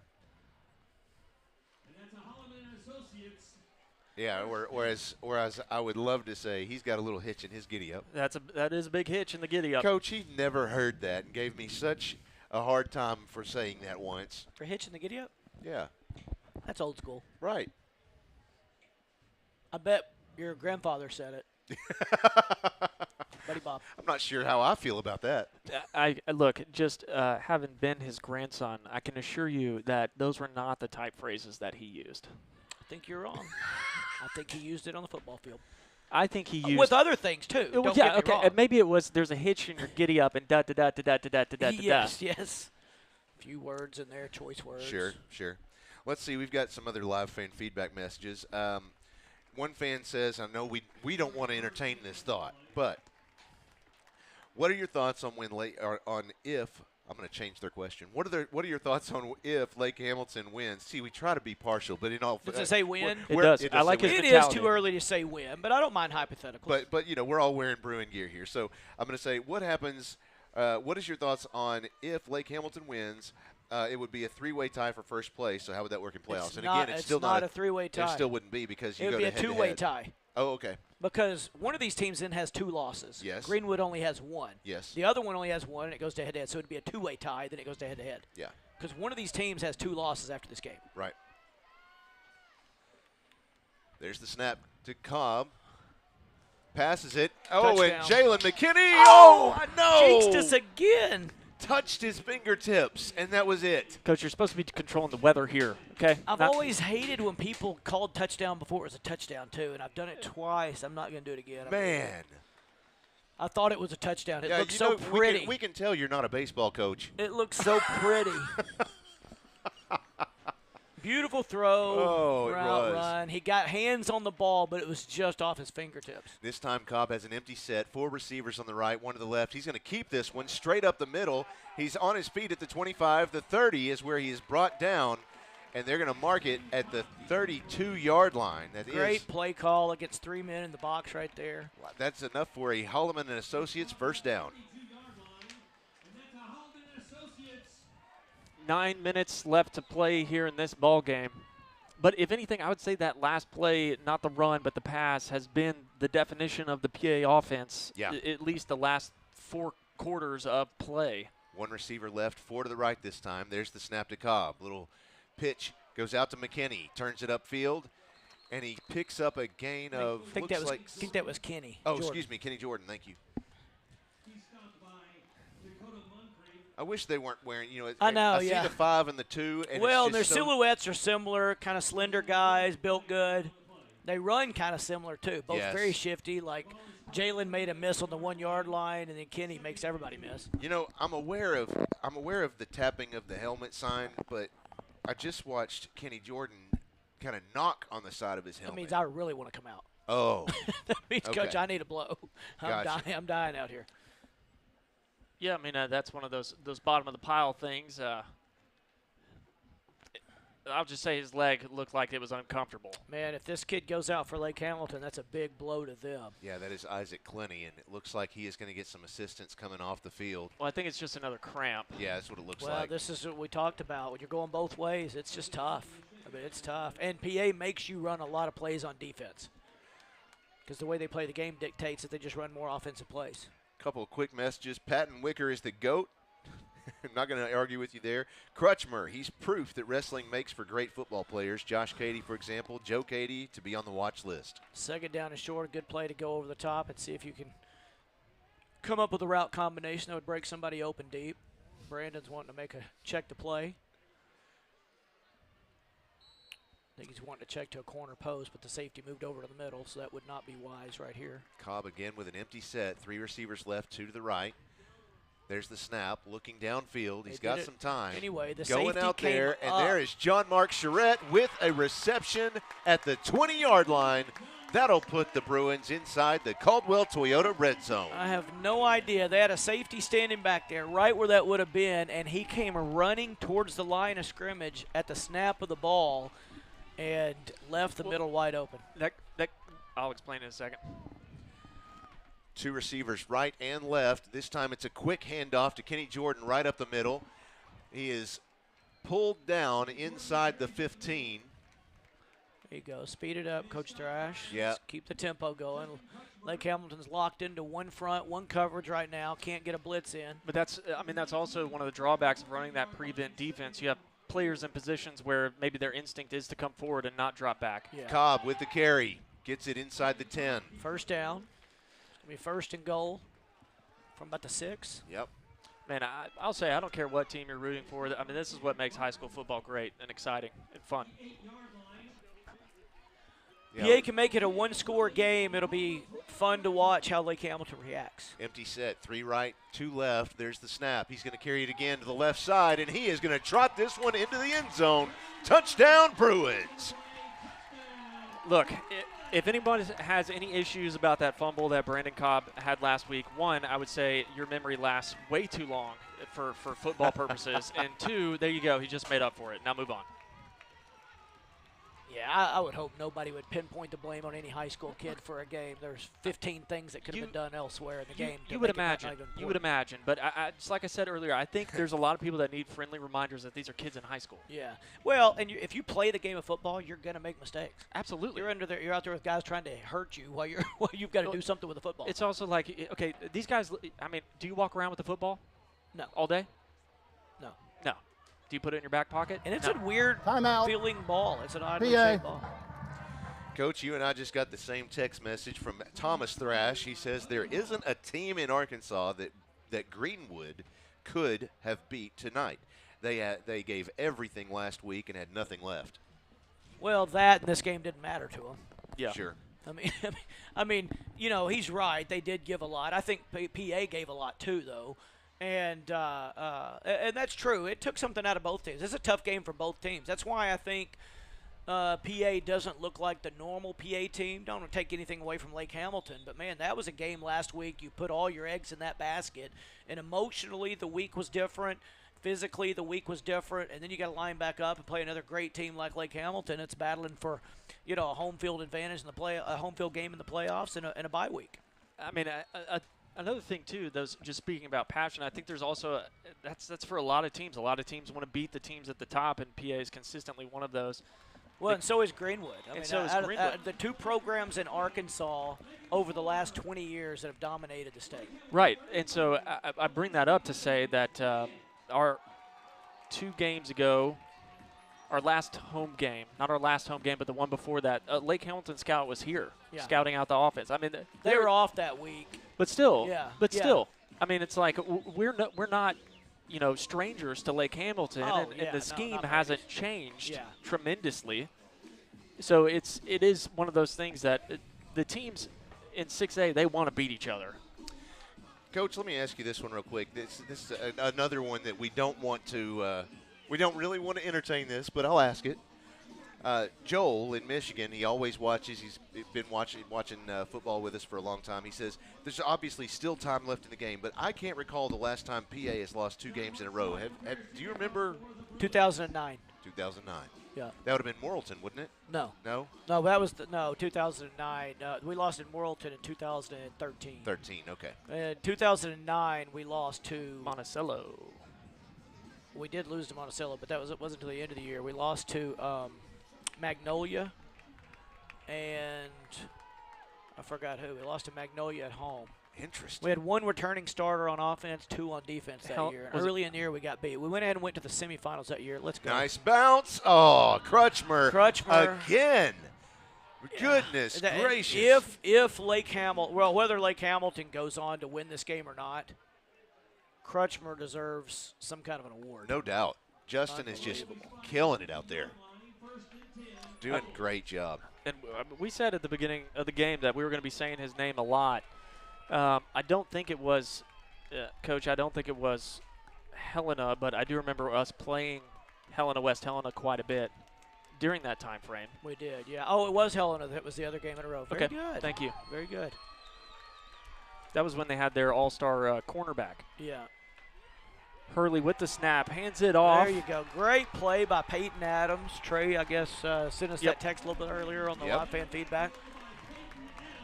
You're not going to attempt the full name there, Coach? No, I actually went through my head, but I thought I'm going to screw it up, so I didn't want to do. I didn't want to Yeah. 7 minutes and 15 seconds left in the game here. Huge play to put them in 2nd and 15. We talked about it all game. They're not equipped with this offense to make 15 yards on 2 plays. They do not. You know they don't want them to give the ball back to PA. Hurley with the snap. It's a delayed handoff to Crutchmer. Crutchmer loses the ball, and it is recovered by the Bruins. First down and 10 for the Bruins at the 50-yard line. I think I'm smelling a comeback. That's what that smell is. I knew it was delicious. Patton Wicker with the recovery. Patton Wicker with the recovery. Man, that's what happens, though. I feel terrible for Crutchmer now. Right. I mean, they've been wearing him out. He's obviously tired. Oh, no doubt. You know, it wasn't even a big hit that caused the fumble right there, but it was enough. Yeah. Credit to PA for knocking it out, giving themselves a chance. 6:53 left in the game. Bruins down 33-28. Right now, if you're on the other side of the field, I've been there before, it feels like an avalanche is falling on you of momentum, and you can't do anything to stop it. Quick handoff goes to Kenny Jordan. He runs up the left side of the field, has a nice couple of blocks there, and he is forced out of bounds. It looks like at the 27-yard line, maybe the 28. I mean, to build off of that, playing 2 ways and the stress of that on your body and what that takes out of you. I mean, Isaac Clinty just ran 20 yards to almost get the tackle in the backfield, but he didn't. And so now here we go, lining up again already. Cobb with 3 receivers right, 2 left. He keeps this one. And you can tell, Clinty, that time, he goes 3 steps and he's at half speed. Yeah. Yeah, it's definitely hurt. taking a toll on him. The two-way players are struggling right now with all the plays that we've run. Same formation, 3 receivers right, 2 left. Cobb has an empty set. Coach Thrash and Coach Lucas hurrying the Bruins up, making sure Lake Hamilton has no time to rest on defense. He has the snap, and it looks like he was able to push that one forward on his own. It looks like 3-4 yards. Can't see from here. Yeah, it's going to be 2nd and 7. PA continuing to hurry up, give Lake Hamilton no time to rest. And they've got guys with hands on their hips. I mean, people say that all the time, but you can tell when they're tired. Hands on hips is a sign that a player's really tired. Cobb in the gun, has 3 receivers to his right, hands the ball off to Kenny Jordan, running up the right side of the field. Looks like another 3-yard game. It's going to be a crucial 3rd and 4. Clock running with 6 minutes left. And Crutchmer, who fumbled the ball just a few plays ago for the Wolves, coming up with the tackle there. It is weird when you're playing when you're hearing a broadcast with 2-way players, how you just hear their names so much because they're on both sides of the ball. Passes to the left side. It's complete to Jalen McKinney. Forces his way. He's still on his feet. Touchdown, Bruins!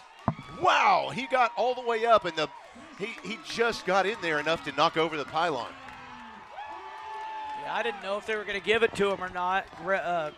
Coach DePriest once taught me that referees love to get in the middle of the spotlight by marking it down on 1st down, where everybody's looking at them to see if they're going to signal touchdown or 1st down. They love putting it on the 1, so glad he gave it to him. Yeah, I experienced that right down there in that end zone. I knocked over the pylon, and they said I was out. They said it was a no-go. There we go, a one-yard line. I'm like, dude. They love putting it on the 1. After being behind for most of the game, the Bruins take a 1-point lead. Here they are again, 3 receivers right, 2 left. Cobb rolls out of the pocket to the right side. He passes it, and it's intercepted in the end zone. What a leaping catch by That's Moncrief. That's going to be his 2nd interception of the night. Wow. Look like, and fans won't remember this name much, but look like a Sidney Moncrief type play. Oh, wow. Thank you. That goes deep. Glad you knew that one. Yeah. Former Razorback All-American Yep. basketball player. And longtime NBA Defensive Player of the Year. I think he went in the Hall of Fame a couple years ago, the NBA Hall of Fame. I think you're right. Let's take a look one more time. We have some time to look at our Ron Jones Remax Affiliates Realty Live fan feedback. Let's see. Shout out, birthday wish to Chris Olson. He's watching the game while stuck in an airport. Go Bruins, go Hogs. That's from his friend Barry. Shout out to Easton. Let's see. Do only conference losses count for rankings? Is the question. Rankings in the conference, yes, but not the state rankings. If they're the exact same with no head-to-head, then they'll look at overall, right? Well, there got to be a head-to-head because all the conference teams play each other. Oh, you're right. You're right. Yeah, they would. At the end of the season, yeah. Yeah. Man, how big is the 2-point safety that they declined the penalty on right now? Oh, my gosh, right? it's a 1-point lead if Lake Hamilton takes that safety right before the half. Hannah Cotros says, go Brandon Cobb and go Charlie Cotros. Love y'all, your biggest fan. And I'm certainly not picking on Coach Geller, and I wouldn't have made that decision either. I would have wanted the ball right there to go for a touchdown too. PA's defense just had a great series. Well, this is what I think it's oversaid. The ball was kicked out of bounds without being touched. The ball will be placed at the 35-yard line. First down. Guys, okay, I should wait until the next flag to read this one to you, but I'm going to go ahead and tell you this now. This fan says, check me on this, since I'm someone who remembers as far back as Bobby Bowden. Doesn't the White Hat's voice sound much like Burl Ives? Think Frosty the Snowman. Now wait until the next flag and think Burl Ives. And he does. He really does. Hurley with the snap, hands it off to Crutchmer. And he's able to just get it past the line of scrimmage. Hurley was almost late with that handoff. He got it on Crutchmer's hip, or you almost saw back-to-back fumbles. Either that was really close to being bad timing, or that was really good close timing. I think it was really close to being bad timing. Anytime you're late, it's more of an error than anything.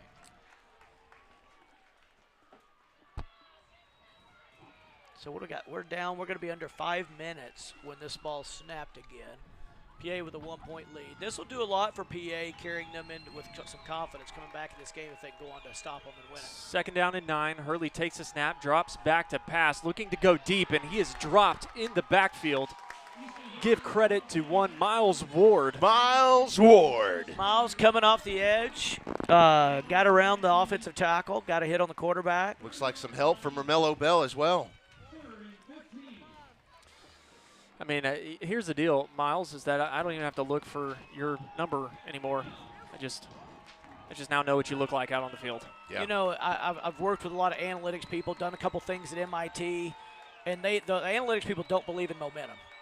It is such crazy. A real, because there's no way to. You can't quantify it. Yeah. Oh. So there was a pass that was intended for number 9, Gavin Thomason. And instead, it fell incomplete. It was almost intercepted just out of the reach of Walt Smiley. Walt Smiley's got some extra energy right now. I think the whole Bruins team does, and they are hungry for a stop. 4 minutes, 11 seconds left in the game. Bruins lead by 1, 34-33. Two biggest factors in determining who wins and loses a football game are 20-yard plays and turnovers, and I would say that turnover and that long catch by John Mark, just signify that more than anything else we've seen. So it looks like Lake Hamilton is electing to punt here. Bruins set up in their typical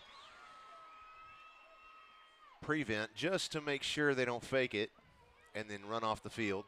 Coach, I'm sure there's going to be a few questions about that. Talk to us about the philosophy there, the Bruins running off and not fielding a punt. Well, and that's the most time you would want to use it. I mean, it's impossible to fumble a punt if you don't put anybody back there to catch the punt.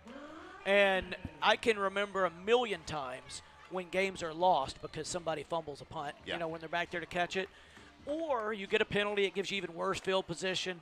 But I don't remember any time when you've cost yourself the game by not putting anybody back there. And that's the philosophy behind it. Plus, it's yet another thing you don't have to practice. So it's more time you got to work on everything else in practice. There you go. 4 minutes left in the game. Cobb sets up with 3 receivers left, 1 to the right. He's going to keep this one, finds a hole, and looks like he'll pick up 3 yards. Oh, his helmet came off. So who is our third-string quarterback? They're making him come out. I think they'll. Yeah, you'd have to have a flag. I think Patton Wickern's going to go in. He played a little bit of quarterback in junior high. That is who's coming in. I would bet that they hand the ball off. You think so? Mm-hmm. I would bet that they do as well. He probably got a little practice this week if they knew they were going to start Brandon. Probably got a little bit of practice. Just enough so he would be comfortable back there. So I've been dodging the question the entire game. So with 3 minutes left in the game, I think I can go ahead and say that Kel Busby, of course, is out for today. He did dress out on the sideline.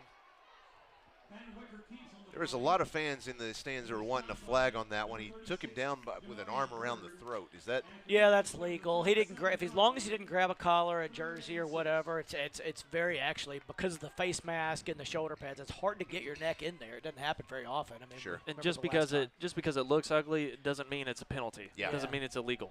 Same, it's funny. We hear that about wrestling a lot. People are screaming about, you're going to break his arm. It's, sometimes that's not an illegal move. Yeah, good point. Really good point. 2 receivers left, 3 to the right. There's the snap. Pass is out there. It's complete to Charette. He's across the 50, the 45, the 40, the 35, the 30, the 25, the 20, the 15, the 10, the 5. Touchdown, Bruins! Actually, if you're PA right here, you want to go for 2. Analytically, it is the right thing to do. Then it puts you up by 9, and it's ball game. Yeah. Right, because and if you don't make it, you're up 7, the traditional touchdown. They've still got to make the extra point anyway. Right. Does it give them a chance to go for 2 and beat you? It does, but that means they've got to go score, which is probably about a 30% chance. Honestly, with this wind, I wouldn't want to put a kick in the air at all. No. So let's put a kick in the air right here. Looks like we got a flag. Let's see if they take advantage of it. It's a PI roofing penalty flag. Encroachment. Dead ball, encroachment on the defense, half the distance to the goal, repeat the try. Great job by John Mark Charette right there, taking a 5-yard pass with his back to the defense, making a guy miss and taking it to the end zone. And I'd really like to thank Burl Ives for coming tonight and being our head ref. Right. Tell us the story about, when you were walking through Winter Wonderland. Yeah, Rudolph the Red-Nosed Reindeer or something. I love it. Dead ball, encroachment on the defense, number 36, half the distance to the goal, repeat the try. Is this a second one? Yeah, but are you still able to say repeat the try when we actually haven't tried it yet? Well, I think you're able to. I don't know if it's the appropriate choice of words. We're trying to get this playoff, is what it is at this point. We've had this problem a couple times tonight. I'm surprised they're not switching out and going for 2 here. Big play by Miles Ward on the sack to force them into a situation where they were going to end up having a punt. And then credit the PA offense for taking advantage of it, putting us up 8. Yeah, I think seeing that, we definitely know that Brandon Cobb is capable of playing quarterback at a higher level, at this level, without a doubt. And we saw some of that at the beginning of the season. But no matter what, anytime you ask a player to step into a role at a high publicized game like Greenwood, even if you're the most prepared man in the world, things can still not go your way, and that's what happened. Well, and not just that, but you're not getting the reps in practice. Exactly. You're not getting the experience at quarterback. And I say this to every company I talk to: quarterback is the single hardest job on the planet. There's there's jobs that are more important, but there's a lot of guys that can do heart surgery. They're all smart, thank goodness. There's a lot of guys who do brain surgery. There's only 9 quarterbacks on the planet Earth right now that can lead their team to a Super Bowl this year. Yeah. The rest of them have no shot because it's just so hard. People are coming at you a million miles an hour. You've got to remember 85 things. The ball's in your hand every play. Kick is in the air, and it's going into the end zone for a touchback. Coach, quick question from our live fan feedback. I love this one. They say, how would you have used Crutchmer if you had him on your team? I would have put him in the slot some and thrown it to him, ran him around the end. We had a little trap play we ran with our slot guys. I would have put him in the backfield for sure and ran him downhill some. I would have also put him out wide and thrown him some screen passes because in the open field, one guy has a tough time tackling him, not because he makes a miss, but because he's got a great stiff arm and runs him over. Well, and what was that? I can't remember the name of the play, but the play that we had where we'd have the quarterback keep it and then he would pitch outside or do a pitch inside. He got to make that decision. So Hurley brings the ball. No, he gives it to Evan Payton. It comes out to the right. You hadn't heard Payton's name in a while. We got on a Crutchmer roll, and Payton carried the ball some in the first half and did well. Well, if there's any tendencies that Lake Hamilton has had this season, it is that tendency to go back to back to back to back to a player. To the same guy. Right. So normally when they give it to Payton, either this play or the next play will be Payton's as well. Does Crutchmer usually line up out here at receiver like this? No. They're running him right past our ball. They were going to try to throw it to him, but PA's defense didn't give him any time. And Hurley is hit as he threw. Is that a flag? No, that's a piece of trash from the stands flying down the field with a 20-mile-an-hour wind. Yeah. Minute 45 left in the game. Bruins lead 41-33. Here's 3rd down and 10. Yeah, I'm sure some people are going to get home tonight and wonder why their faces are all red. So they got No wind doubt. burn. Yeah. That's a very strong wind, and it's weird. It's coming out of the east to the west. I thought the storm was coming in from the west. It's Arkansas. It's true. Big play, 3rd and 10. They got 2 downs. You know they're going to use 4th down. Still handing it off on 3rd and 10 to a very tired Crutchmer.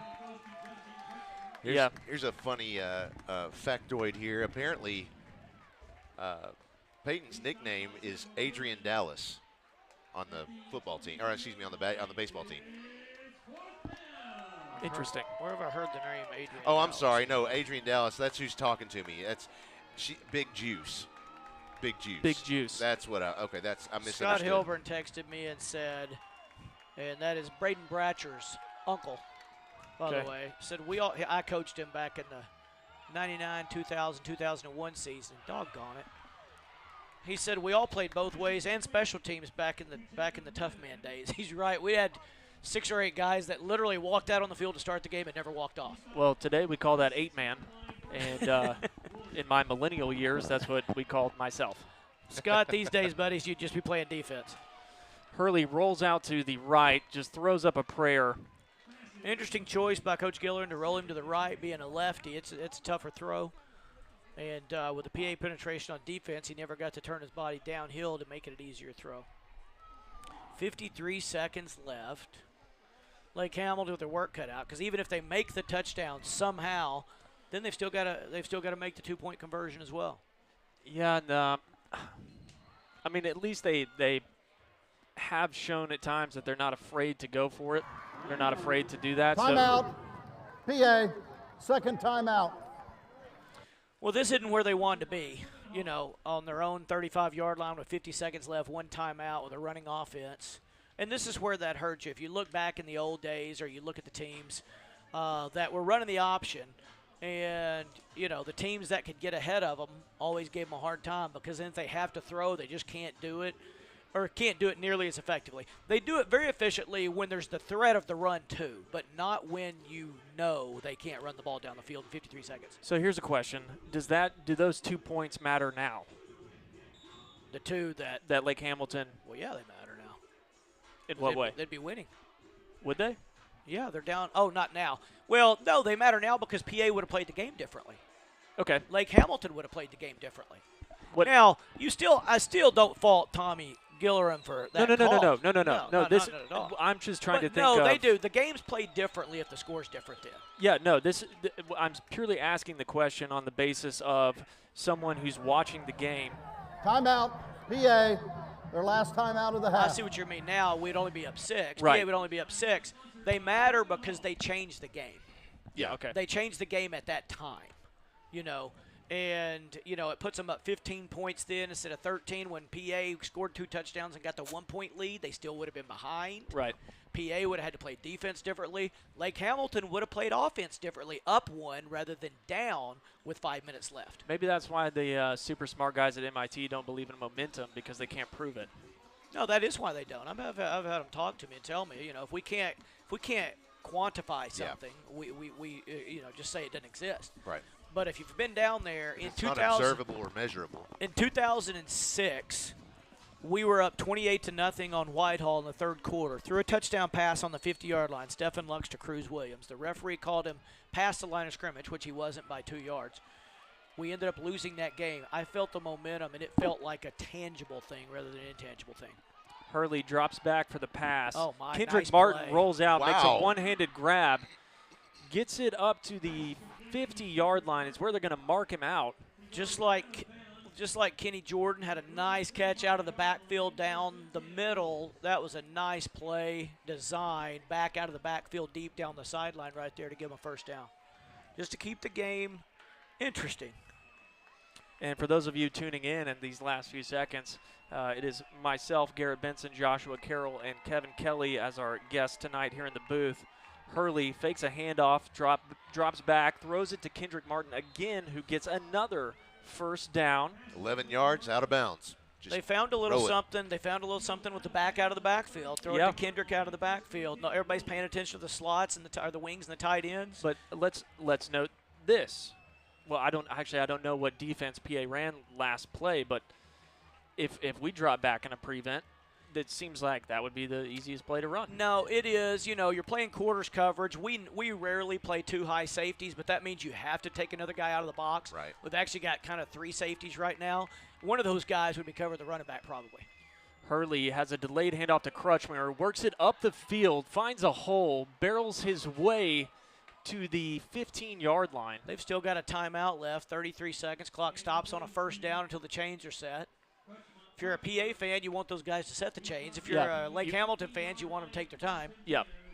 And they are set, and the Wolves are ready to run their play. Crutchmer in motion. Instead, it's a fake handoff. Hurley looking to the end zone for number 20, and it is caught. Wow. Touchdown. Wow. One Isaac Clinny with the catch for the Wolves. 22 seconds left. What a game. What a game. Right? Comes down to the 2-point conversion to tie it up, possibly send it to overtime. So to prove my own question, the 2 points matter. They sure do now. They sure do now. Sure And do so the now. Wolves are going to go for it. They want to go for the win or nothing at all. I don't think they make it. I don't think they actually do it. I think they call timeout. Yep, they sure are going to call timeout. So the Wolves are going to take a timeout. Timeout. Lake Hamilton. What a game. The last timeout of the half. Mr. 22 Ives, seconds thank you left. so much. Bruins 41, Lake Hamilton 39. Wow. This is fun. Look, that's one of those things in a play like that. It's the one thing, you don't think the guy's going to make the catch because he's been gassed. He's had cramps. I mean, he's been playing both ways the whole game. And then it's just that play that was supposed to happen. Yeah. You know, and it was similar to the one they ran a while ago when they had 4th down there, and it's just out of his reach. Except for this time the quarterback put it a little closer to him. He was able to dive out there and catch it. Give credit to both teams. When PA looked like they were down and out, they fought back like the champions they are.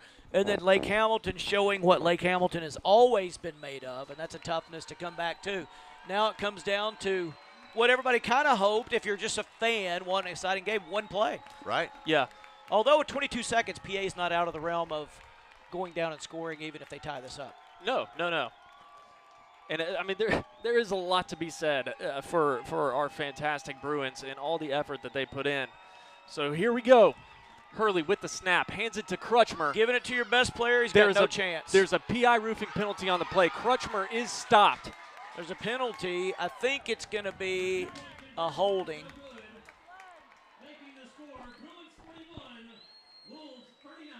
Surely it's not an offsides.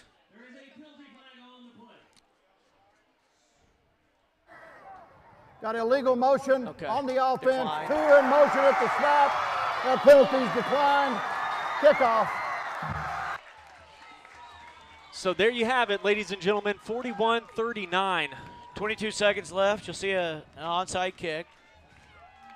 PA recovers it. It's take one knee. It's over with. I'm not – okay, so right there, though, I think that's where I would have run a play action. For 100,000% for sure, yeah. Crutchmer's going to get the ball. Yeah. I mean, that we know that. There's 2 philosophies there. Give it to your best guy, win or lose with him, or fake it to your best guy because they know who's getting it.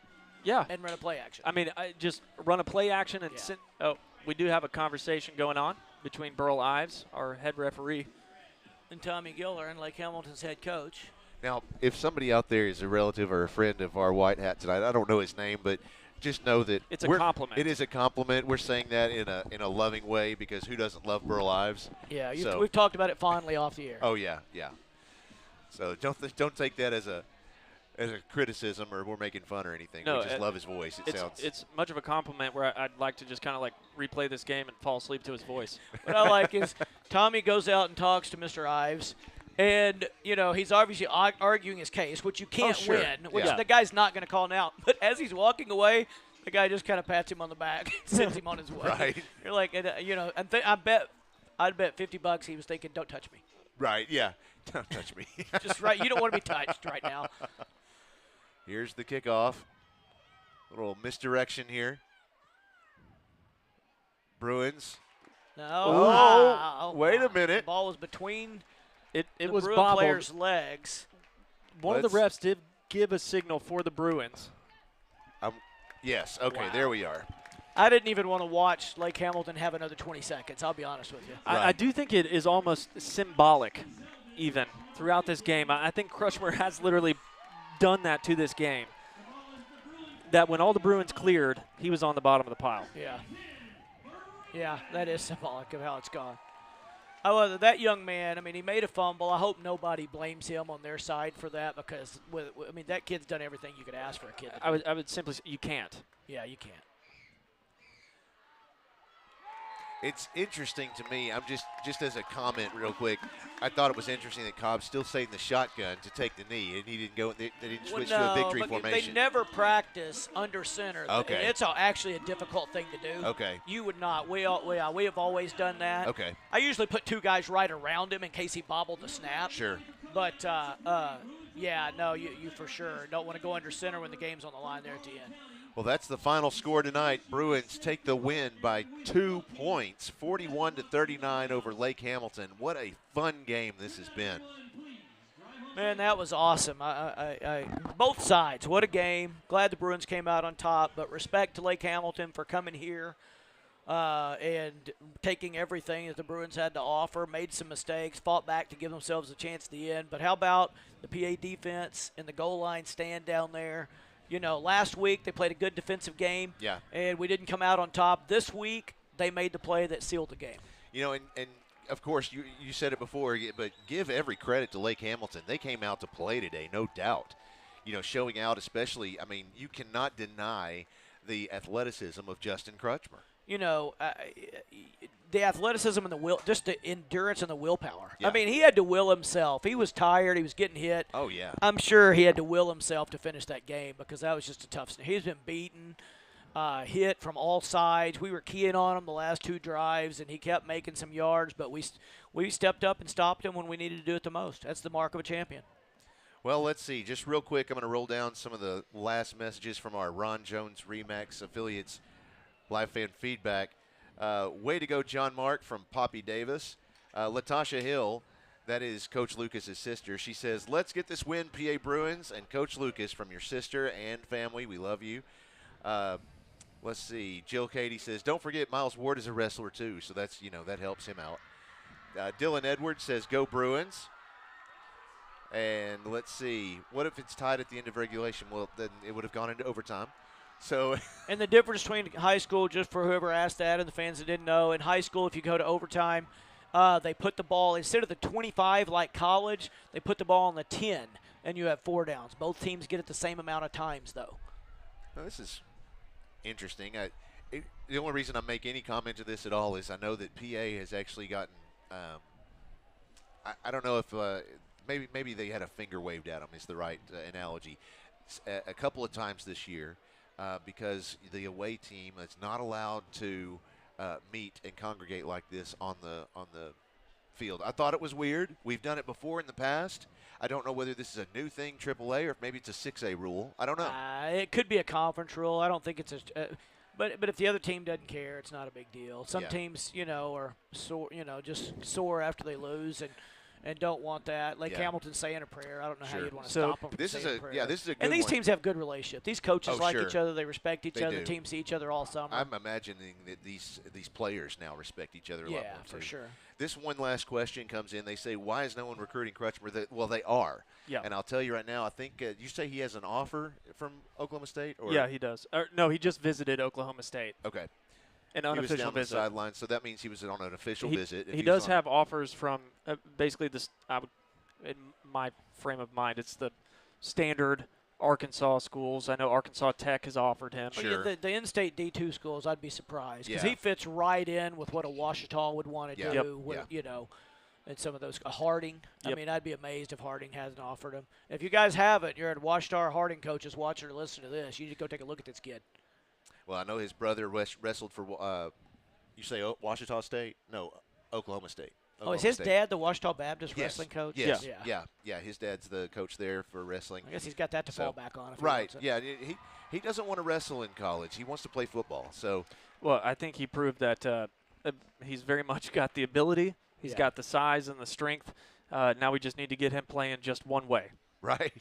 Yeah, No how kidding. good would he be if he played one My way? God. Where you No just kidding. focus on that. Because you don't think about what happens all week in practice. You don't get to focus on one thing, too. You have to remember all the defensive calls and the things you've got to do over there and the keys on offense that you're looking at. Then on the offensive side, you've got to know everything you're doing, what you're supposed to be doing, and how fast you're supposed to be doing it. So, it's just a tough situation. So people always said, well, shouldn't you play a Jalen McKinney all the time on the other side or a Kenny Jordan? Well, that's all fine in the first quarter, but in the fourth quarter, you see a difference. You see a measurable difference. At the end of the year, you see a kid that's played one position the whole year and how much better they are because they didn't have any distractions and they got to focus the entire practice on that one thing. Well, it looks like I can tell you right now we do have a winner on our perfect prediction contest. What? Who is it? What were you going to say? I was just gonna say, dang it. Oh, you were going to say, dang it. Sorry. We do have a winner. They didn't get it perfectly right, but they were the closest tonight. Brad Bettis. Brad Bettis tonight, his home score prediction was 40 and away score 41. Wow. So he was really close. I mean, he got the teams wrong that won, though, right? He predicted Lake Hamilton win. They did predict well, the Lake you don't Hamilton give win, him that. I mean, no, sorry, Brad. You don't give it to him if he predict the wrong winner. Yeah, well, I mean, they were the closest. That's still not a winner. Now, maybe I'll change the rules for the next week. Yeah, but, I mean, I don't blame you for not changing them right now. Sure. But that probably should be. You also have that to makes pick, sense. You have to choose the winner. All right, just put this on the docket. This is now one of our cases that we'll reference. Yeah, I like it. We'll set a precedent here. Well, I want to thank you guys for having me. Thanks, I Coach. love it. I talk too much. Y'all should have gave me that. Oh, the you're cut fine. sign. But Garrett and I went back and forth. He knows I absolutely love Garrett Benson. I would trust him with anything and everything I have, and extremely intelligent. I'm lucky to get to coach guys like him and everybody else. And Josh, I told you and your lovely bride, y'all do a better job on this than the colleges do with ESPN Plus games and all that. I mean, it's kind of chaotic when you're back here behind the scenes a little bit. It is. But to me, that makes it fun and makes you laser focused sometimes. I'm honored to be on always. Love PA. Still really fond of my friends at Lake Hamilton. But love PA. Glad they won. Looking forward to them making another run for a championship. This time it'll be in 6A instead of 5A. No doubt. So that seals our position is number 2, right? Yeah. So that means Bye next week, week we'll have a bye. And then a home game. Yeah, we'll have a bye next Yeah. week, so no football, no PA Live football next week. And so the following week we'll have a home game, the second round of the playoffs. Yeah, and our guys could use it. Yeah. After emotional game against Greenwood, and they were pretty physical, but Lake Hamilton, the physicality of the game, and we've got some guys beat up and limping around. I mean, that week off is a really, really big thing. And we don't have to focus on anything. You finally get to let your mind rest, too. Doesn't seem like a big deal, but, man, you do get mentally fatigued. No doubt. Well, I'm looking forward to a Friday night off for sure. I'll have to kick back on the couch and watch some football of some other teams. That'll be a lot of fun. So, any last words, Garrett? I think coming into this game, there was a lot of high expectations for PA to come out and just dominate and obliterate the opponent. But I think this game is a great reminder of that's not how football works, and that especially in the 6A, I've said it a few times this game, but I think just in Arkansas football, it depends on who shows up to play, and then depending on if both teams show up to play, it depends on who wants it more. And I think that showcased that here tonight. I also think that if Lake Hamilton had players playing one way and only one way, then this game could have gone into many more quarters and would have been very close. But I'm proud of the Bruins and everything that they did tonight. They definitely did an amazing job. And one thing for Coach Kelly, I still call him Coach, but people ask me all the time, what do you think of Coach Kelly? And I'm like, well, people either love him or they hate him. I love him sometimes and I hate him sometimes, but that's fair. At the end of the day, there's not a finer man that you will ever meet, and there's not a better father figure for someone like me in my life that I could have had when I needed it most. So even though we do sit back and forth and banter and whatnot, it's a type of relationship that can't just be fostered on a couple of football games. And Josh, for people that ever wonder what coaches get out of coaching besides it's your job and all this and it's fun winning and all that, the answer is what he just said tells you all you need to know about what coaching can be. Yes. Yeah, you're absolutely right. Well, I know I have a lot of fun with the the wrestling team, it's very rewarding to be involved. Yeah, in it something like is. that. I mean, you just feel like you're contributing to something that's just people love. It makes a difference and all that kind of. So you hope you're making a difference, but you know that you're trying to contribute, and what the players don't realize is how much they give the coaches sometimes. I mean, saying things like that are huge, but we're just looking forward to coming. Things can go bad in life, but man, when you go to football practice and you got kids out there, it can be hard. They may not be looking forward to it, but to me, it was always my sanctuary. It was where I went out there and didn't think about anything else, about life, about not being able to pay the bills or whatever. You went out there and you just thought about the guys, and you thought about you all working together towards one common goal. And there were times it was hard, but, man, at the end of the year when the season's over with, that's when you look back and you're like, man, I wouldn't change it. I love it, and it's awesome. Yeah, no doubt. Well, Coach, thanks again for joining us. And, Garrett, thank you as always. And I don't do this often enough, but I want to say thank you especially to all of our student crew members. Kai who is our student director this year, the only one of the 2 seniors on our crew. His sister Zoe Hu, Emily McCarver, Josh Diaz, Jack Lesher. All of them are fantastic students that contribute to this broadcast every single week. Also want to say thank you to Eric Ellis, Christina Carroll, and Popeye Williams. We could not do this without, what have I just rattled off? 1, 2, 3, 4, 5, 6, 7, 8, 9, 10 of us who put this together tonight. So it's just, 11 counting Coach tonight. So, it's just a lot that goes into it, and it's not just me. It's an entire team that contributes to make it a great product that I hope everybody can enjoy. So, all right, thanks, everyone. I'm being given the hook here, so I will hush, and we will see you in 2 weeks. We'll see you then. Thanks, everybody, for joining us tonight. Good luck, good night, good luck, and 73.